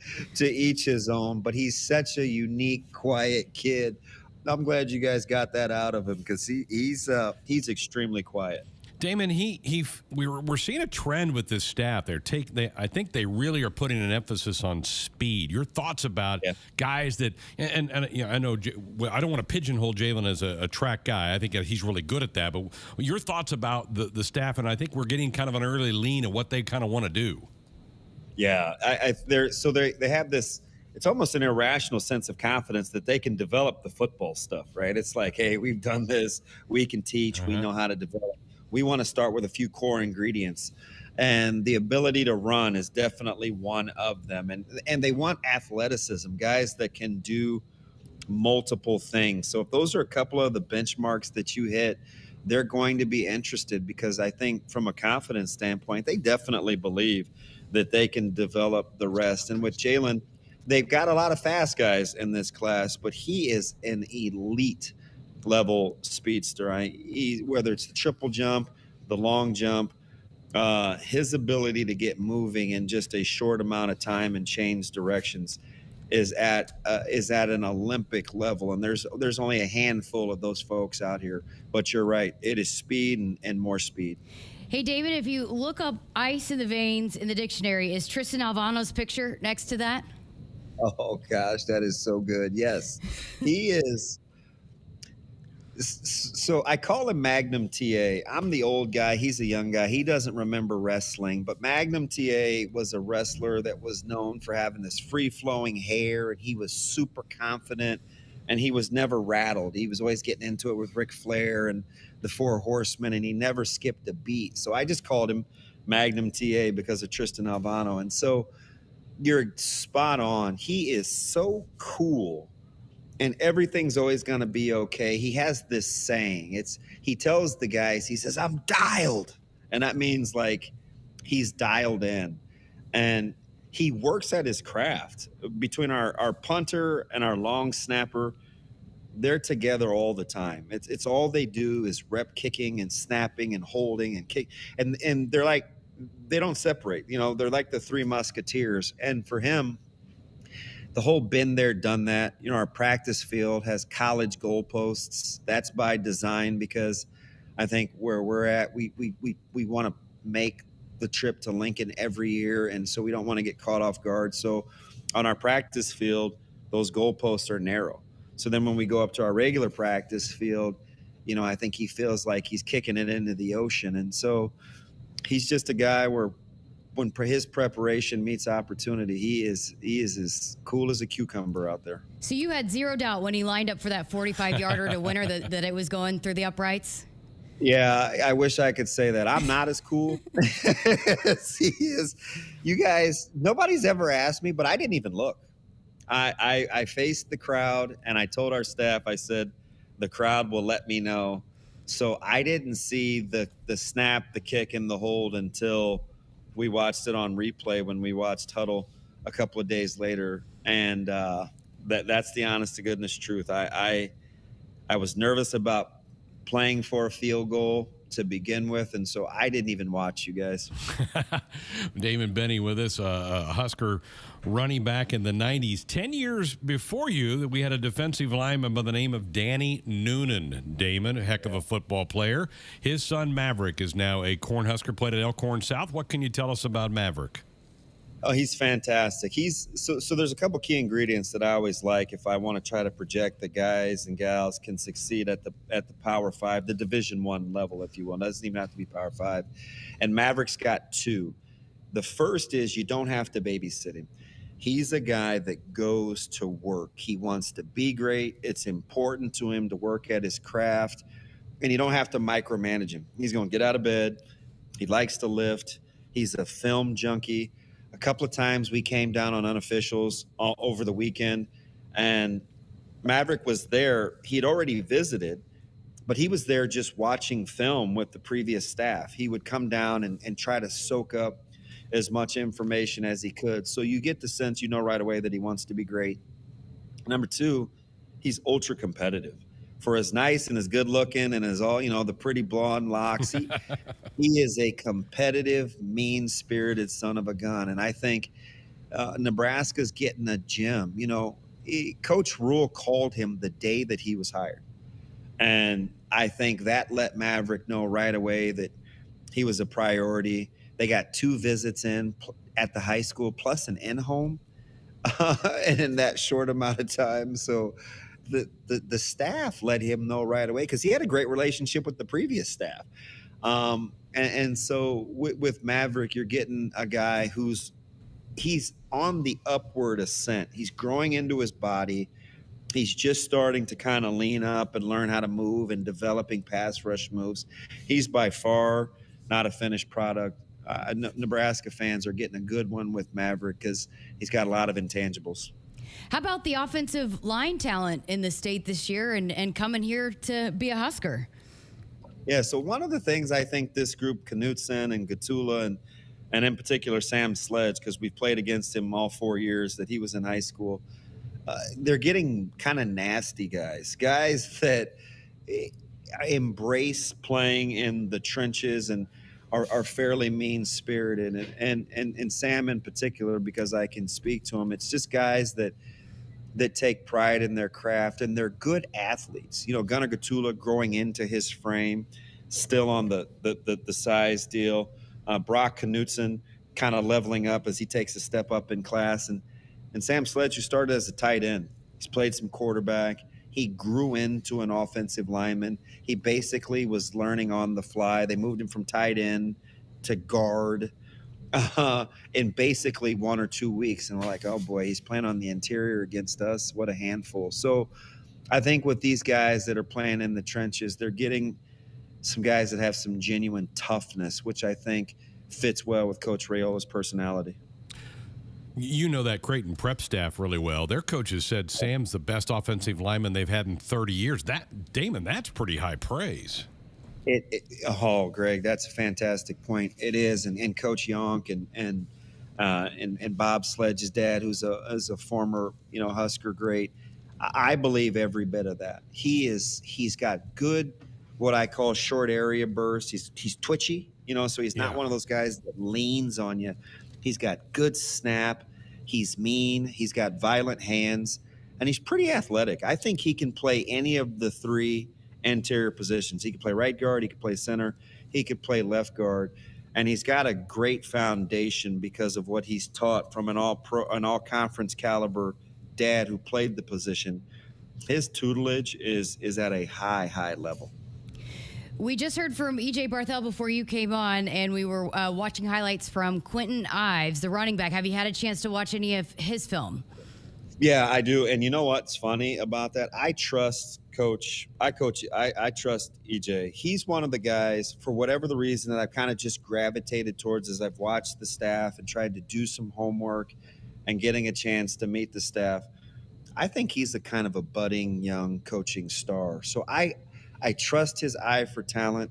He's one of those guys that fits my profile and kind of like Ives, where he's a grinder. Not a highly acclaimed, a lot of accolades, a lot of flowers and hooplas surround him. He's a business guy. He's a downhill guy. He gets to where he's going, and he's paired with a coach that I think is potentially a budding superstar. So I'm pretty excited about the running back room, especially if everything stays as is currently.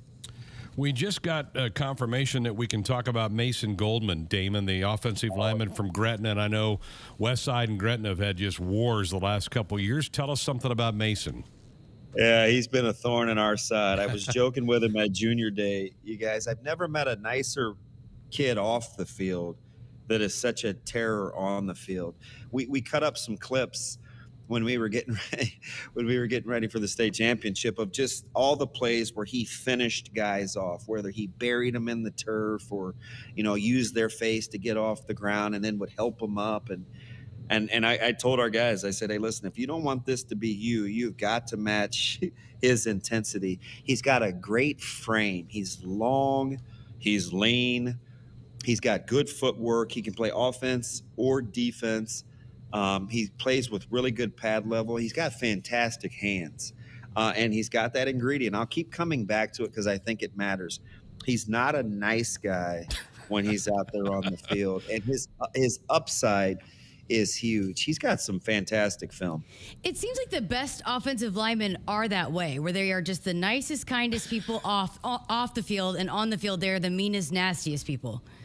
Yeah, Jeremiah Searles could tell you a lot about that, right? Yeah. The great conversationalist that rather step on your throat than help you up once the whistle blows. And there's just something about those guys. The Zach Wiegert's a great guy, yeah.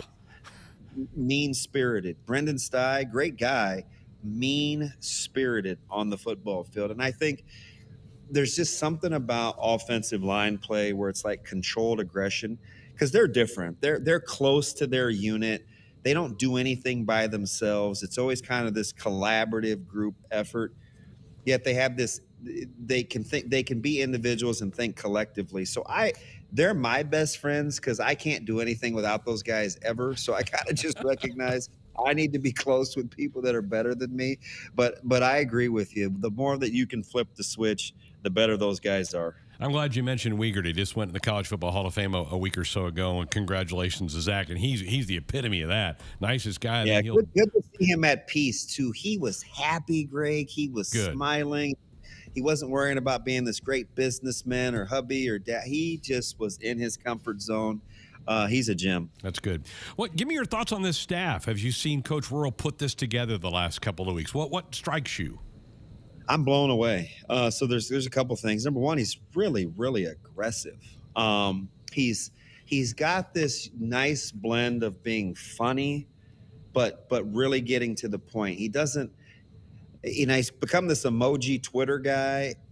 And I think that kind of plays into his personality because I feel like he's always one step ahead.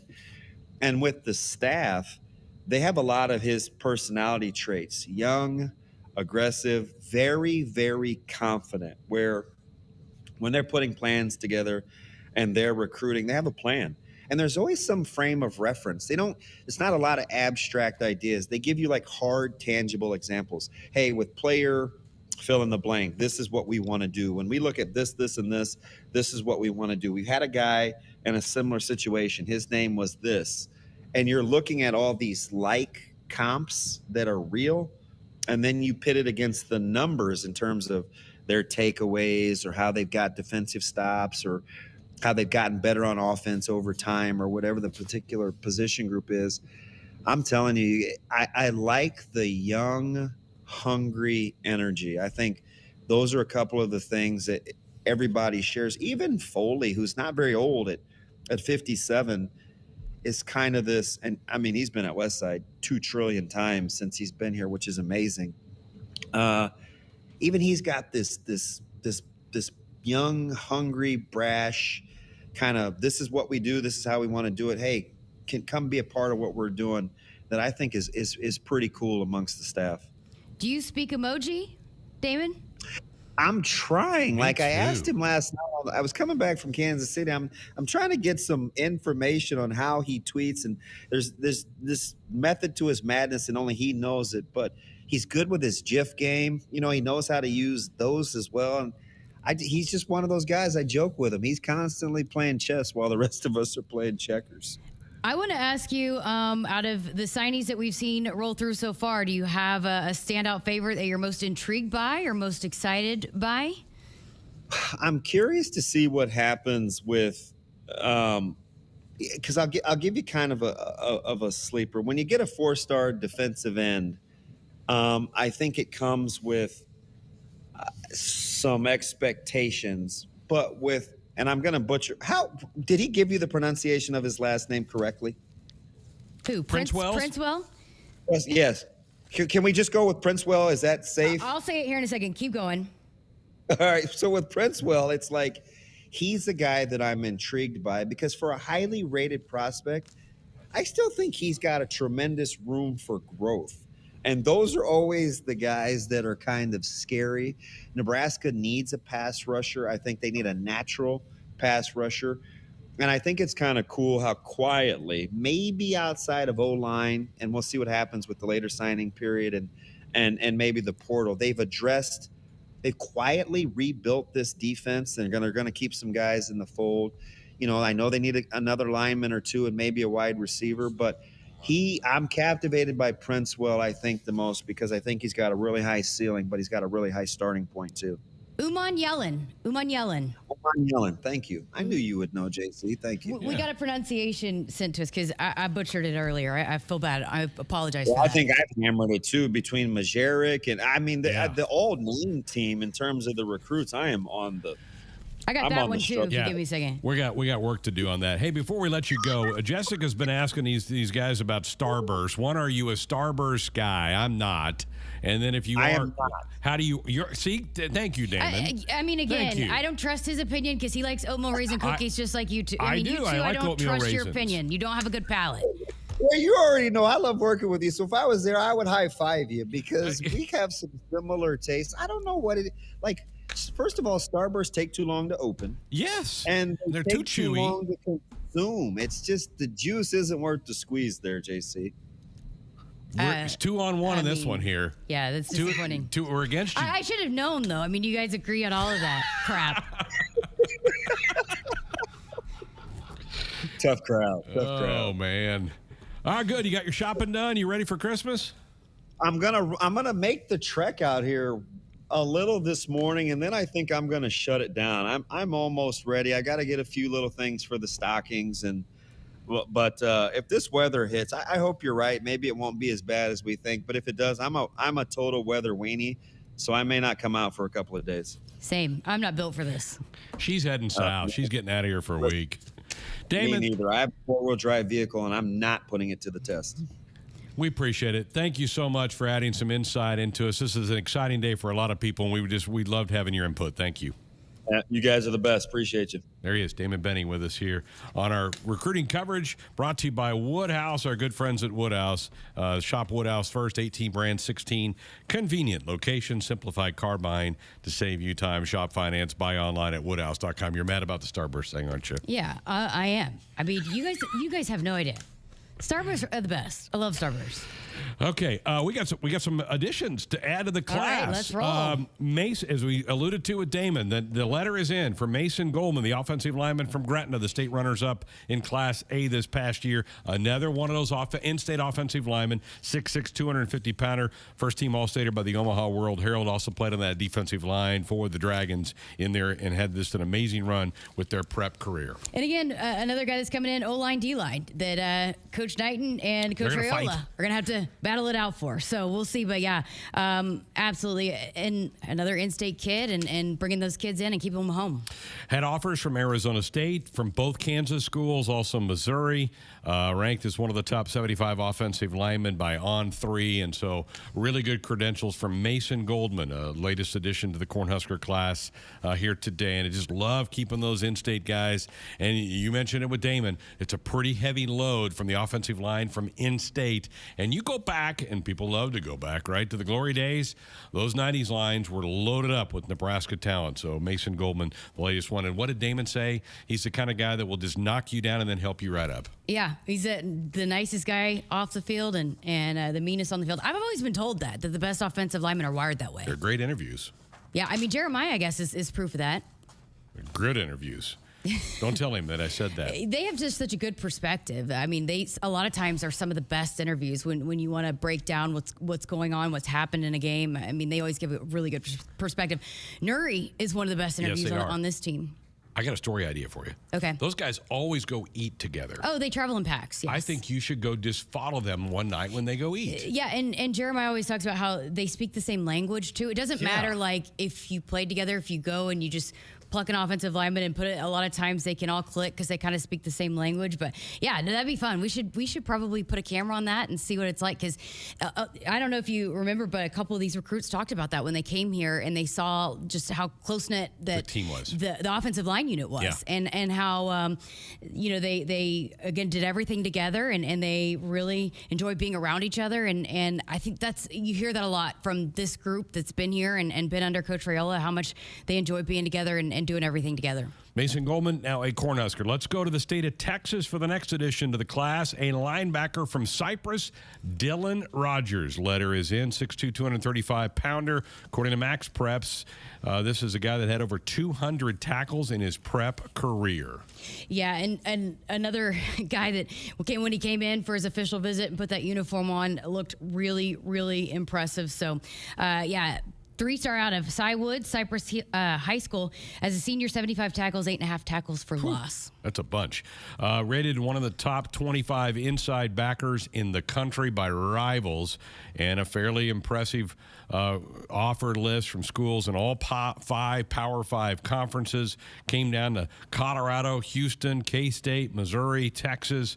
And so there again, Matt Rhule getting back into that Texas pipeline. We talked about Van Poppel earlier, and now you can add Dylan Rogers, and Princewill also a Texas player. So Dylan Rogers, we're taking a look at his film right now, and you can watch some of the tape on him. So Dylan Rogers' name officially comes through here this morning. And Dylan was committed previously before the staff, but since he met the staff, I mean, you can look on his social media. He's tweeted all about getting to meet the staff and the home visits that they've had and going to his high school, and he loves the staff and is excited to still be a Husker. And we talked earlier about the staff coming in and talking to the current commits and winning them over. And Dylan is the guy that absolutely believes in the future of this program and the coaching staff that's here in place and wants to be a part of it.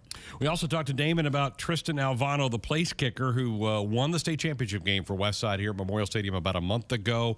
And another one of the coaches that you've sat down with here in the last day is Coach Ed Foley. Yeah, and he spent a lot of time traveling the state of Nebraska too, so he's got a cool perspective on that. So here is Special Teams Coordinator Ed Foley. It's signing day, Husker Nation. We're talking new Husker players, new Husker coaches. I'm Jessica Coody, joined by Special Teams Coordinator Ed Foley. Well, I've had a chance to chat with you a couple of times on the recruiting days that you guys have brought guys in. You're loving being here at Nebraska. I do. I love the energy of Lincoln, and I've been to Omaha a few times in the recruiting process, and I think this eastern Nebraska is going to be a great place to recruit, but a great place to live. You have been with Coach Rhule for a long time. A lot of these guys on the staff has, and when the conversation started coming up about going to Nebraska, why did you feel like you guys would fit here and this would fit you guys? I just felt like, as an older guy, knowing all the tradition and what has gone on here, and knowing some people that have worked here, and what a great place it is to work, the commitment to the facilities, Trev, everything that's going on here in terms of the alumni getting involved with the program. When we were talking about it, I was like, boy, that would be a great place to work. You got out on the road as soon as you got here, and you had some tweets with some food and all of that. How much do you enjoy that, getting in recruits' rooms and getting to know those families? Well, the food. I mean, we're gonna do the food. So the first thing we do is we find out where the players are, then we find out where the food is. So I had to find the local places and got out in the neighborhood and found out some people got some recommendations of some good local flavor stuff. So, I'm not going to come here and go recruiting and go to Chili's. Like, I had nothing wrong with Chili's. It's good, but like, I'm trying to get the local flavor. So, great players and great food in that first week. Some players that may or may not be on special teams, but you spent some time with and that I talked to and love getting to know you. What's that like when you go and you're starting to get to know some of these new kids and trying to get them to come play for you guys? The great thing about the special teams coach is you can talk to anybody and everybody. So like sometimes if you're recruiting and it's like there's a wide receiver and the offensive line coach goes to see him, he's like, you know, what's up? But as a special teams coach, one of the great things is you get to work with everybody in the team, so you can recruit everybody. And at this point where we are just kind of coming here and getting out on the road, I think it's important for a lot of guys to get out and just go and cover as much ground as possible. So that's what we were trying to do. And you know, especially with me getting out locally and getting a feel for what the area was like locally, I got to see some great players. I saw linemen and wide receivers and all different positions, and it was great. This is a staff that you guys are pretty familiar with each other and all have worked together or have connections. How seamless was it, or as seamless as it could be when you guys are coming here and getting out on the road and trying to figure out how to attack recruiting and everything else? Well, it's great because you have a natural trust. It's like working with your family. It's like, and we haven't all been together through the whole ride, but you know, we coached, Matt and I coached a lot of these guys. Some of these guys have worked with us. Some guys have worked with us and not played for us. But when you're traveling with similar, comfortable faces, you can get right into it. Like, I mean, we get right into having fun with each other. We trust each other's evaluations, but we count on each other, so we're not afraid to be like, hey, I really like this guy. Can you look at him real quick? And like, it's, you know, even with the kickers, like some of the other guys were looking at the kickers, but you know, I'm looking at tight ends, I'm looking at wide receivers, I'm looking at some offensive players, you know, giving those guys feedback. They're doing the same for me. We're in a room, there's 4 or 5 of us watching film, and then when we go out and we come back and we talk about guys, there's just a trust and a familiarity with each other. All right, let's talk about a couple of your guys that are coming in. Tristan Alvano, a kid that Nebraska people around here are very familiar with. Boy, he had a heck of a high school career, especially as of late. In the Class A state title game, 5 field goals, which was a state record, 45-yarder to win it. Yep. What was your impressions of him when you saw his film? Well, one of the biggest fears right away when you're looking at a kicker and making a determination of whether you're going to scholarship him or not is what kind of kicks did he make? I mean, if we're talking about scholarship and a kicker, you're assuming his leg is really good and he's made a lot of kicks. But has he made a lot of kicks under pressure? And Tristan has absolutely done that. So that's one of the great things right away that you look at is seeing that big kick in the end is a huge difference for me looking at kickers, because now I had the comfort level of knowing not only did he make the kick, but he made it on our home field, in the college uprights, off the ground. So the whole concept of that kick, and he had some other game winners too on his film. If you study what he's done over his career, he's made a bunch of kicks to win games. So that made the recruiting that cemented everything for me with Tristan more than ever. But he's also a great kid. Like, he's got a good frame on him. He's going to get bigger. He's athletic. So there's a lot of things about Tristan. I was talking to some people that had seen him kick live, and they ranked these guys and all that. But there's some people out there that think that he is definitely one of the top 2 or 3 kickers in the entire country, and he's right here in our backyard. Yeah, and he had started to pick up recruiting interest. So then he talked about how his relationship with you and you really sold him on that. So what is your sell to a kicker like that, like Tristan, to come here? Well, the old staff paved the way by offering him, so then it was a matter of just getting to look at the film really quickly and then trying to get him comfortable with the fact that he was still going to be offered. So that was the first thing that we wanted to get done. And when you work for Coach Rhule's committed to special teams. I mean, we have specialists that are coming in this class right away. That ought to tell you, hey, here's a guy that's really, committed to doing that. So we looked at the film. We came up with the idea, hey, we can't let this guy go. Watching the film, wow. So we did. That was the first step, and we weren't even out on the road yet when we made that first communication with him, and then immediately got to the high school and started to build the relationship face to face. Built the relationship with the family. They came down here, and the whole thing. So we accelerated the process as much as we could legally. And it was a fit. It was real. It was not beyond just a fit. It was a great fit. It was. I think he's going to thrive here, and I'm excited to coach him. How important is that Nebraska talent locking that up? It's huge because this is a really good state. Like I didn't know that before. It was very evident right away how good of a state this is. But there's players in this state, and we're getting them. They're coming to Nebraska. So let's, there's been some other schools that have gotten in here and made some headway recruiting Nebraska. That's over. We're coming in now. We're going to hit multiple coaches, multiple schools. We're going to be in the schools more than anybody else, as much as we can legally. We're going to communicate as much as we can, and we're keeping these guys. All right, now that signing day's in the books, what's next on the agenda? The next thing on the agenda is to enjoy the holidays to the best of my ability. Try not to gain too much weight. Go home and spend some time with the kids. My wife has been up here and you met my wife for the last couple of recruiting weekends. She's been up here, which has been awesome. Coach wants the wives and families to be involved, but my kids have more activities than I do, so they're very busy, so I'm gonna go home and spend some time with them. I don't have any agenda other than to spend time with my children, but I'm going to do that at home over the holidays, and we're gonna come back here and get ready for the next recruiting cycle. All right, enjoy the holidays. Ed Foley, appreciate your time. Thank you. I really enjoyed getting to chat with him. He's a great guy, yeah. A lot of energy. Good to hear from him. And he's excited about Tristan. Why not? You cannot watch that state championship game and not think, whew, he needs to be a Cornhusker. I love what he said about, when you're looking at kickers, you don't watch if they hit long field goals when there's no pressure. It's you want to turn it on and watch what they do in pressure situations. And like I said earlier, it doesn't get much pressure packed than a state title on the line 45 yards inside Memorial Stadium. Very good. All right, we've got some more additions to this class. Let's get right back to it. The Huskers have picked up a defensive end from American River Community College out in California, Kai Wallen, 6'6", 240-pounder. He's only played 1 year of junior college football, so he has 3 years of eligibility left. Kai Wallen, Jessica. Yeah, and had a great high school career, but slipped through the cracks. I was looking at his stats. He had 14 tackles for loss, 9.5 sacks, 5 in one game as a senior in high school, but just, again, one of those guys that slipped through the cracks. So goes to junior college and makes the most of it. And I know he built a great relationship with Terrence Knighton. That was one of the big reasons why he chose to come here and had a good year. 33 tackles, 7.5 tackles for loss, 5 sacks. And he played basketball too. And so maybe was a little thin in high school too. And was the defensive MVP on his high school team. So he loved to do the dirty work on the basketball court too. But he put out a tweet back when he was in high school and wasn't getting recruited that said, "I just want a chance, man." So he's going to come in here with a chip on his shoulder and so thankful for this opportunity. No doubt. Big frame. If you're watching the tape right now,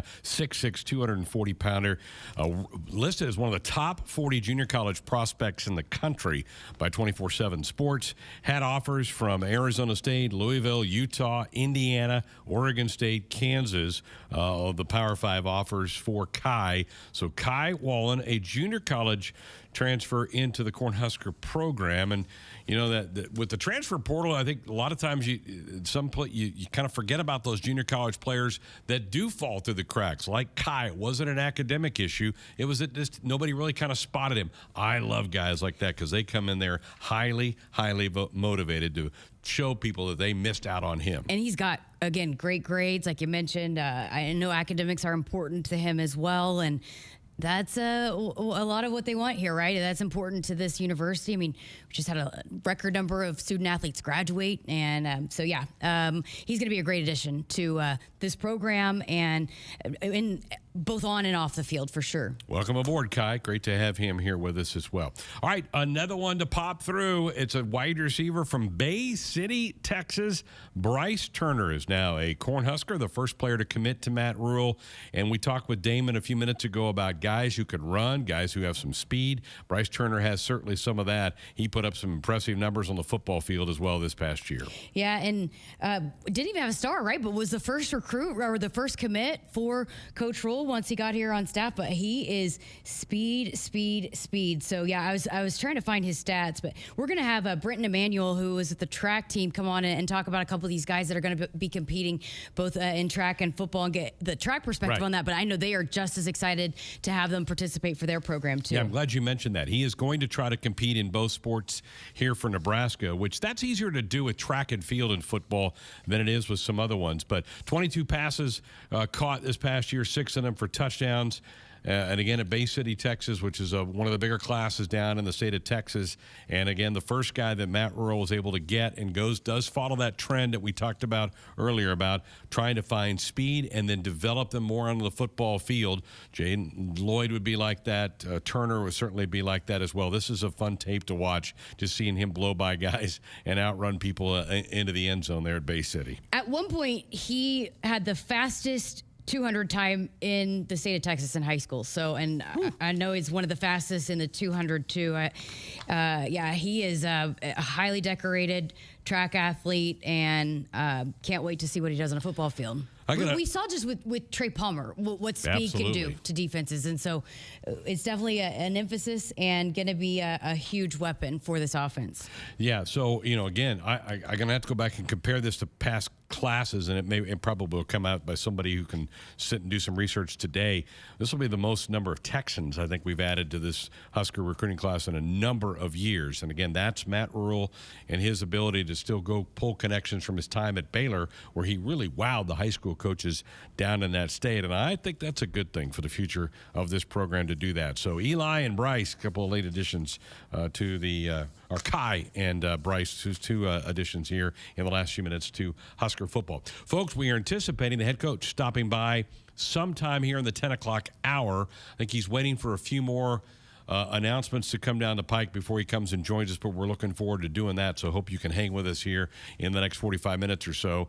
We may be pausing and taking a bit of a break while we kind of collect ourselves, and maybe we can just kind of re-rack and show some guys videos as we step aside for a few minutes, but I can't wait for the head coach to come in. I don't think he's been in our studio yet. No, I don't think he has either, and he's been busy, and maybe you can ask him, or we can ask him about that emoji. Maybe if we can decipher some emojis. That's a strong emoji game. Strong. Even Fred Hoiberg got in on the action last night. Did you see that? These guys are, I'm with Damon. I'm going to have to learn a whole new language if these guys are going to keep doing this.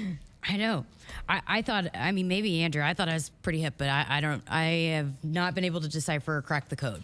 Very good stuff. All right, so we may step out here a little bit. I'm not sure what the boys will do in the back. Maybe they'll roll some videos of guys that are in, or at least put up some slates of some of the guys that's names are in. We're well over 2 hours into our coverage here on Huskers.com and on our YouTube channel here for the athletic department. But stick with us. We do know the head football coach is coming. We still have some more interviews of some of the other assistant coaches that we're working on getting cut up for you and playback for you as well. So stay with us here on YouTube.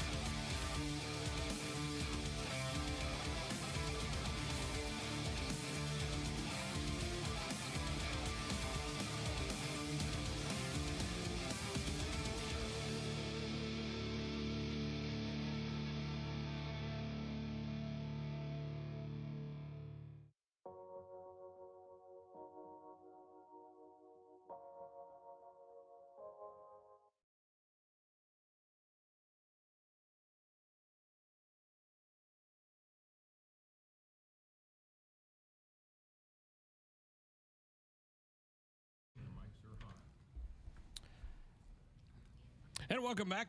Welcome back to our signing day coverage. Hashtag Renew 23, right? Renew 23. Like that. Greg Sharpe, Jessica Coody with you. Thank you so much for being a part of this here today. Great work by a cast of thousands putting this on today. Our coverage brought to you by Woodhouse. Shop Woodhouse, first 18 brands, 16 convenient locations. Simplify car buying to save you time. Shop finance, buy online at woodhouse.com. We have another name.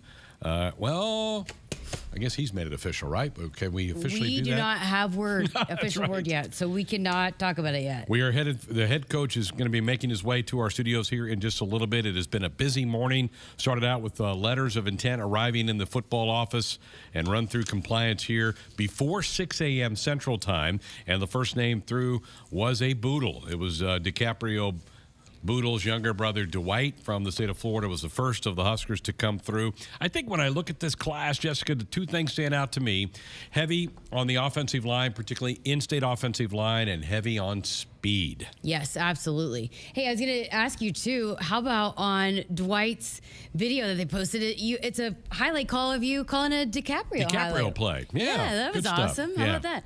I asked Damon this. How about you? Which recruit signee are you most intrigued about? Yeah, there's a couple of them that I'm really, really excited about. And let me just pull through this. I'm really intrigued by Maverick Noonan. I really think Maverick's been a guy that's been on Husker fans' radars for so long. His dad was such a great player here. And I'm going to both mine are on the defensive side. Riley Van Poppel is another one that really excites me moving forward. Me too. And for me, you know me, like I do these interviews, and then if they're really good interviews, I kind of become a fan. And that's kind of how I was with Riley Van Poppel and getting to chat with him and talk with him while he was here on his official visit. I'm also really intrigued by the running back, Quentin Ives. Yeah.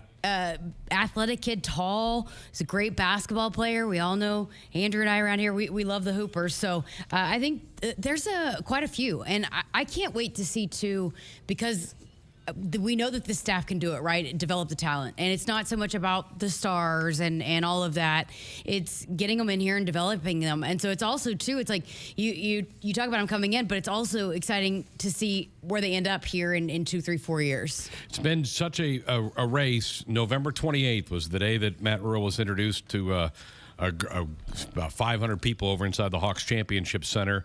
And then here on the 21st of December, he's announcing a class that gets put together. And there were some holdovers, some young men who were committed prior to Nebraska that stayed with their commitment, but then this group had to go find some other places, and they got into some other areas where they maybe have more ties. And I'm thinking about Philadelphia, New Jersey, some of those places where these coaches obviously were at Temple for, some of them played at Temple, some of them coached then at Temple with Matt Rhule, and then back down into the state of Texas.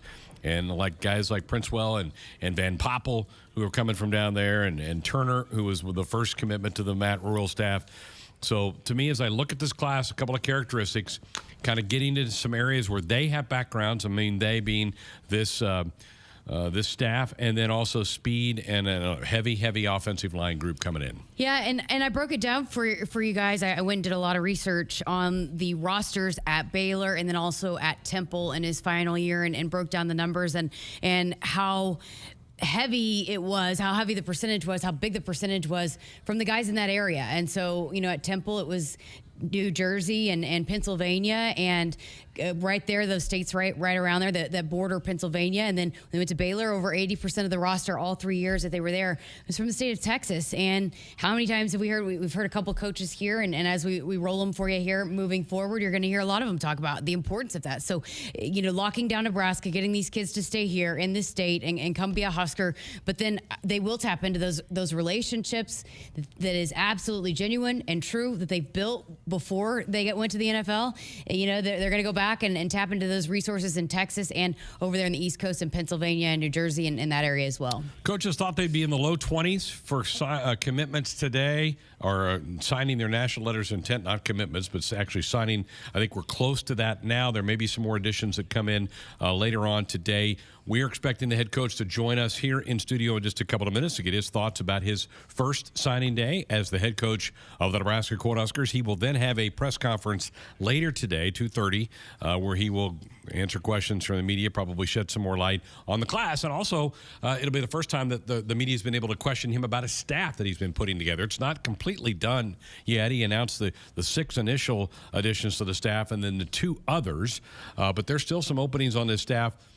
They may not be openings, but they haven't been announced yet moving forward. Yep. Still a lot to be done, and I think they're still waiting on word on a few players. They are. So they are. Definitely waiting on word on some guys that they're looking to maybe potentially come. And I think there's also some guys, too, that potentially will be making their announcement in the Army All-American games and in the All-American games moving forward. So we might not even know for, a couple more weeks on some of those guys, too. So still a lot of news to unfold here over the next few weeks. You're right. There is still a couple of those All-Star games that guys like to make their big announcement on TV in those All-Star games. That All-American game is played in early January. And there's a couple of Husker possibilities that could come out of that game. And so it doesn't end today. In fact, today is day one of a 2-day process, because you still have the old-time signing day in February, where then you can make it official there as well. This one, though, has become now the primary one. And you also still have news to come about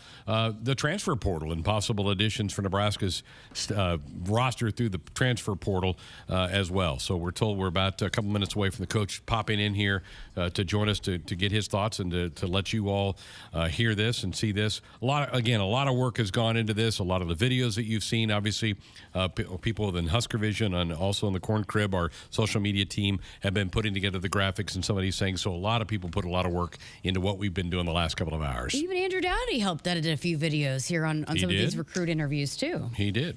We're here in all hands on deck for signing day. Yep, it sure is. And early start today as well. We went on with our coverage at 8 o'clock this morning here in our Palatial Acres Broadcast Center, which is certainly comfortable for us, as this is our nightly home for Sports Island that we produce daily. We'll not have a show tonight. We'll have women's basketball headed your way tonight, so no Sports Island tonight. We'll have a full show for you tomorrow night here as well. So the Huskers, again, started early today. Names like Bootle and Ives and Stewart and Lloyd and Alvano and Gottula. Then you've got Doss and Noonan and Sledge, Goldman, Rogers, Wallen, Turner, to name not all of them, but most of them. Princewill also came in today. Some interesting names. And a lot of places. You've got South Dakota represented in this class. You've got a heavy dose of Nebraska. You have the Kansas City area with Doss. You've got Jersey and Philadelphia and Pennsylvania and Texas. So a wide swath around the country for this staff to travel. And that is part of it. They've, I think, learned you got to crisscross the country, but I think, and we'll hear it from Coach here in a little bit, Jessica, I think that they felt like they were really well received wherever they went around the country with representing Husker football. If you get a chance to talk to them, any of them, and you will understand why they're well received everywhere they go. I mean, this is a young, energetic, very hungry and passionate staff. They want to win. They are adamant about that, and they're not about. And I can't remember which coach said this, if it was already aired or if it is coming up, but said that we're not here to build a national championship that is only going to last tomorrow, right? I mean, they're here to build a sustaining program. And so I think I really believe in these guys that Coach Rhule's brought in.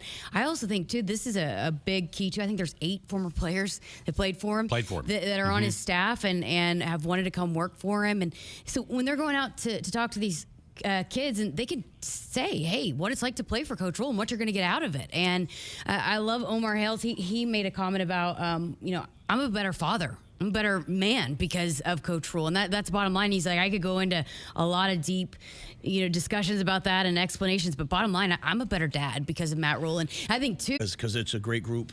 And I've recruited a lot of really good players. There's a maturity to this group that I think is as important as their talent. A couple things strike me as I look at this group, and it's not done yet, but heavy dose of in-state offensive linemen. I'd like you to talk about that batch of guys. And then speed, a lot of speed across the board. Yeah, we believe in guys who can run. We believe in athletes. We believe in guys who play multiple sports. We believe in guys who are smart. So we kind of have our recipe. And I think it's my job to look at a player and not see what he is, but see what I think he can be. See them 4, 5, 6 years down the line. And we've done that. I think the last staff did a really nice job with the offensive linemen that were committed. It's a credit to them. It's a credit to Vince and Ryan and Keith, all the guys that are Frank and stayed in recruiting and have done a really nice job for us. So I'm excited about the offensive line. We want to build with guys who love Nebraska. We want to build with guys who know what it means to put the red and the white on. And they were here, and we just tried to add on to it. Where does that speed, that track, all that background, where did that start for you?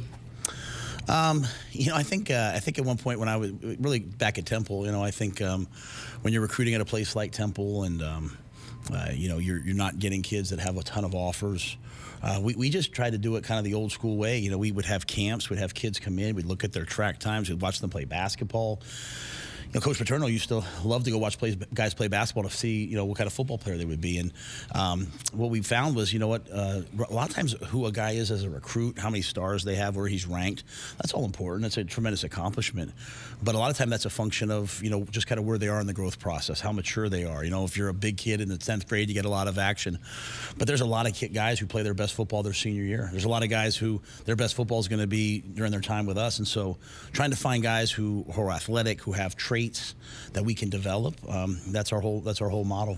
How was it with the brand going out? What reception did you get across the country? Yeah, if you talk to like Mike and Omar and some of those guys in recruiting, way back at Temple, we used to always say, if we ever get a logo on our chest, and I love those places, so I'm not disrespecting them, but if we ever get a logo on our chest that speaks for itself, it could get ugly, and that's how we feel. We feel like when we walk out there, and we're wearing this. Yeah. People know what it means. They know that it's an elite fan base, a fan base unlike any other. I mean, I think all these young people that we're recruiting, when they see what it means to play here, they feel it. They feel it from the entire Husker Nation, and then the commitment here.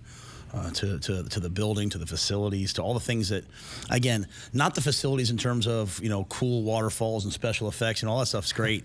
I'm talking about the best way to recover, the best way to train. The building that we're finishing up, if you're a football guy, if you want to be an NFL player, that's the place for you. It speaks for itself. Well, breaking news, it is official. We can now talk about it. Malachi Coleman, the #1 recruit in the state of Nebraska, coming to Nebraska. How exciting is that? It's wonderful, and I feel like Malachi and his whole family in a short amount of time have become part of our family. And, when I came back to college football after being in the National Football League, I just getting to know the guys in the NFL, what I realized very, very, very quickly was this is about family. It's not about players and coaches. It's just about people. It's about the players on the team feeling like, I'm not always going to like what Coach Rhule says or the coaches say, but I know in my heart that they care for me and they want me to be as successful as possible. And so for Malachi to put that trust in us is awesome. For his family to put that trust in us is awesome. And I'm excited to continue to get to know him and support him and develop him and help him achieve everything that he wants to achieve, both on the field and off. When you walked in, Jessica and I were talking about that so much of your staff are players that played for you. That bond, that connection. Talk about the traits of the gentlemen that are on your staff. Well, everybody that's on our staff, they have to have one thing in common. We're all different people. We listen to different music, we eat different things, we have different family lives and situations, but we all have to have one common goal, and that's that we want that every player who plays for us says, 5 years down the line, 10 years down the line, that their life is better for having been here. And the players don't serve us. We're here to serve the players. Now, sometimes serving the players is, saying things they don't want to hear, or coaching them really hard and all those things. But, that's what my mom and dad did for me. And that's, love is shown in those ways. And so, it's a great group because they can sometimes translate what I'm trying to say. Sometimes maybe I'm not the best communicator or someone can't hear it. There's not going to be a lot of individual agendas. Every player that gets recruited here is going to be recruited by everybody. Every player that is here is going to get coached by everybody. There's one vision. There's not 10 different visions. There's one mindset, one process. And when you have that alignment within your staff, when the guys are hearing the same thing all the time, it comes to life. And the last thing I'll say, because this was really important in recruiting, is that families making the decision about, hey, am I going to pick up and move to Lincoln, Nebraska, and come here to see guys like Terrence Knighton leave and come here, pick up his family and move here, Evan Cooper, Ed Foley. I think it really, to see Tony White, never worked for me before, say, hey, I want to be there. It speaks a lot that families say if they've known you this long and they trust you, then maybe we can trust you too. How good are these guys too at building relationships? Because that's a lot of these recruits that we've talked to since that were not committed here before, talked about building the relationships with these guys like the Evan Cooper, like the Terrence Knighton. That's the reason why they wanted to come here too. Yeah, it always goes back to people and always goes back to relationships. And again, not a fake relationship. You know, we don't tell people what they want to hear. We just try to tell people the truth, and we're not always right. But we want to be the best version of ourselves that we can be. And so to me, it's just about spending time with people. People come on the visits. I think I hope that they respect how much time we spend with them. You know, our wives are there, our kids are there. This is full time. This is transparent, and I hope that this spring, that the Husker players that were here before, they feel that those relationships being formed, those bonds being built, and I think our recruits did. You weren't away from the college game for very long, but there were two major things that's happened since you left, and that's the transfer portal and NIL. How has that transition been for you? And I know you said at, I think, your press conference, you've been kind of studying that during the months of October and November. Yeah, you know, obviously we had some young men from here make the decision to go in the transfer portal. I think that's going to happen every year, and we support them. We love them. We wish them well. Some of them, I mean, I had one young man I've known come in and kind of break down as he talked about it. But everyone needs to figure out what's right for them. Sometimes, you know, maybe you're not going to play here and you want to go play somewhere else. Maybe, you know, so I support all of the players, you know, figuring out what's the right situation for them. We've also been able to help ourselves by going into the transfer portal. There's a lot of coaches out there doing it the wrong way. You know, we're trying to do it the right way. You know, we try to follow all the rules, because I can't tell a young person that, hey, I'm going to help you come here and be the best version of yourself as a man and start off the relationship by cheating. You know, start off the relationship by tampering. It's just not right. And so we've done it right. And what we found is a lot of guys are interested in this place. They want to get a great education. They can get it here. They want to win at the highest level. They can get it done here. They want to go to the NFL, and we all just came from there. So we try to take advantage of those things. And I think when it comes to NIL, you know, with a fan base like this, guys are going to have lots of opportunities to represent different products or different companies or whatever their name, image, and likeness can help them do. You know, are you a fan of that? Are you okay with all that? Yeah, I believe when done right, NIL is a good thing. Just, you know, has to be done right. You know, it's, you know, what we don't want to do is have a locker room that's divided. We don't want to have guys, and most importantly, I don't want the young men on our team. You know, there's a lot of guys, a lot of different schools that are, you know, how they play affects, you know, how much money they make. And you're 18, 19, 20, and 21. You're supposed, you know, there's enough pressure playing college football already. To have that burden, that stress, that anxiety of, if I don't play well, what happens, put on your shoulders. I don't want that for these guys. I want them to come to a place and have great opportunities and be able to make opportunities for themselves. But I don't want them any more stressed and anxious than they already are. And so we've tried to do it, you know, really right. We're not involved in the whole NIL process, but there's some great people here that really care about Nebraska. And I think if done right, we can really build a strong roster. And most importantly, you know, I think we all know life is not always about what you know, it's who you know. I want to make sure they make a lot of connections while they're here so that they can get great jobs and live the lives they want to live. I know you guys are going to recruit everywhere, but speaking with your staff yesterday, there was a common theme about making Nebraska a priority. How important is that? Yeah, 100%. You know, to me, you always start at home, you know, and we let a couple get out of the state this year. And, you know, I didn't want that to happen. So, yeah. You know, and I'm happy for them. You know, we're going to support Nebraska kids no matter what. But, you know, we're going to search high and low. We're going to try to have the best camps. We're going to speak at all the clinics. We're going to go to all the high schools. I want every Nebraska young man growing up to know that they can achieve all their dreams here. And there's really good football players here. That was part of my evaluation of, hey, is this the right job for me? going in and looking at all the recruits and looking at even the 24s in the state and seeing, hey, are we going to be able to recruit at home? And so it was important. I think they said to me it was the most in-state recruits since like 1998 or something like that. Again, I'm not here to compare. I just think that there's good players here. We want to go get them. And not just ask them, just to walk on. I mean, if they earned a scholarship, we want to give them a scholarship. That's an accomplishment to sign your name on the Nebraska grant and aid. So really happy and really feel really good about the 2024 class in the state as well. Speaking of the Nebraska kid, how did that ping pong loss spill to Maverick Noonan's I'm just going to say this to Mrs. Noonan. Recruiting's over now, so I can tell the truth. No, she's. I said to her after, I said, you were a Division I athlete, or please tell me this, because she's pretty elite. And I'll just say this: I think we played about 6 or 7 games at different times on 2 different occasions. So if Maverick, if he's half as competitive as his mom, he's going to be a heck of a player. I just want him to share some of his hair with me, Coach. Your emoji game is really strong, by the way. It's kind of taken on a life of its own. I had really, I don't want to speak for him, but Malachi got back from his visit on Colorado, and he came over here, and we finished recruiting, and then we had a couple 2024 kids, one of whom I beat in ping pong, and then Malachi came over here that night, and I beat him. And right afterwards, he was like, "Hey, tweet about it in that language you use." So even my mom's calling me like, "What does this one mean? What does that one mean?"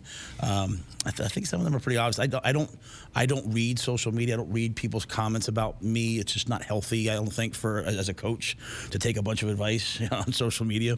So, but every once in a while, these young guys, they'll say, "Coach, you got to see this." People are guessing what it is, trying to figure it out. So I'm enjoying it. I mean, even Coach Hoiberg got in on the action. I saw that. That was humbling to me. The coach would do that, so I was fired up. So I had to respond to him. I had Larry the Cable Guy. I had Danny Woodhead. So there's been some Nebraska royalty that's checked it out so far. This staff has embraced social media. I mean, Omar is tweeting out fireworks all the time. I mean, it's been fun to follow. Yeah, Omar likes a little publicity, so he was pretty subdued in our interviews. Yeah. He's Omar's a man of many talents. He's one of those guys who played for me. Really, really proud of him, who he is as a man and a person. Does a great job. He's infectious. I mean, he walks into a room and the room changes. It gets better. But yeah, those guys. You know what? It's been fun to connect, and I always believe, if you don't tell your story, who else will? So there's going to be elite things that happen here, and we want to tell our own story. And they believe in you. There's no doubt about it. That's right. I appreciate that. Well, as Larry the Cable Guy would say, get her done. And I think you've done well here today. Coach, thank you so much for coming in and spending Thank you guys both. Good to see you guys. There he is. Merry Christmas. Matt Rhule, the head football coach of the Cornhuskers, with us. He'll have a press conference later today, 2:30. That will be streamed on our YouTube channel with comments and questions. I'm sure some more deep dives than what we just threw at him here. And they're still, as he said, still hoping to get some more signatures coming. You have some all-star games in the coming weeks that may pop some more. And there's a lot of news still to come in the transfer portal that will certainly be coming our way in the weeks to come for this program. It'll also be interesting, too, to see which current players stick around, too. True. Yep. Right. I think you and I have both been a little surprised that maybe it wasn't more. And I think that speaks to the staff. They've kind of wrapped their arms around the guys that are here. I know for a fact. I've talked to a few of them, and they have, really appreciated and enjoyed getting to know the staff and believe in them. And I told you the other day, too, I think they absolutely believe in the direction and the future. That's first and foremost. But I also think that's a really close-knit group that probably a lot of them want to stick together and see this thing through. And they loved playing together last year. And I think probably they want to give it one more go together, too. Did you try some of my healthy donuts? I have not yet. They're healthy. Healthy, okay. What is healthy donuts? Just I mean, any donut is I don't know. I just don't trust your food. I don't trust any of it. You don't like Starburst. You like oatmeal raisin cookies. I don't know. Where's Damon? I know. Need some backup. All right, that's going to put a wrap on our covers throughout the morning today. Thanks to Mike, Tim, Andrew, the Husker Vision folks, the Corn Crib, the social media people.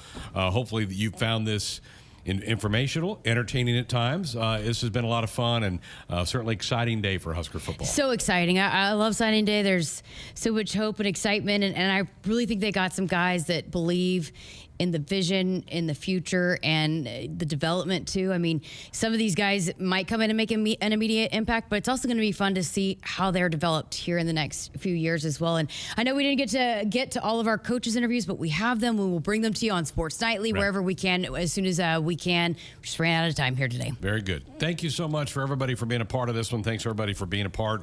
We've had so many of you who have been with us on our YouTube channel here today. Again, press conference at 2:30. May have some updates on maybe a couple more names that pop on the list between now and then. But what an exciting day for Cornhusker football, and great to have the head coach come in and kind of put a wrap on our show here today. Thanks everybody for being a part of this one, and enjoy the rest of your day.